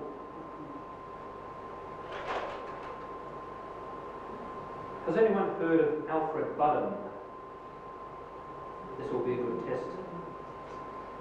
He's an English researcher who's actually come up with the idea that close encounters are inherently linked to electromagnetic radiation, not coming from outside the Earth, but the sort that we pump out. He's written a couple of books now with the hypothesis that the close encounter experience is actually an event generated by the human mind, combined with natural and artificial electromagnetic energies. And his two books are just full of interviews with experiences from the UK. And one of his comments is that it's become almost a cliche to report that these people have got a history of psychic experiences. Same sort of thing we've talked about. Ray Fowler pops up again in '95 with his fourth book. If you want to sit down, I think his books now will be about from there to there. Probably take about 2 weeks to read them. Very detailed. And at that point on his fourth book, he said that he received 1,000 letters from readers of previous works. And of those that reported to him about abduction experiences, he didn't actually say a percentage, but just that many were confronted by the paraphysical nature of the UFO phenomena. I did a bit more work in Australia and conducted a methodological survey, questionnaire survey of 54 people that I'd come across who had experiences in Australia. And one of the things buried amongst a range of questions, of maybe 80 questions, were three that are relevant to tonight. There were statements that people had to rate as whether or not they thought it applied to them. And one was, I feel I am more psychic than before the event. And an amazing 89%, almost 9 out of 10 people agreed with that statement. To the statement that I feel I can heal other people, almost 1/3 said, yes, that's true of me since my abduction experience. And almost 6 out of 10 said that, yes, I agree with the statement that since my abduction experience I feel that I've become telepathic. quite high percentages compared to what you'd expect to find from interviewing the average person.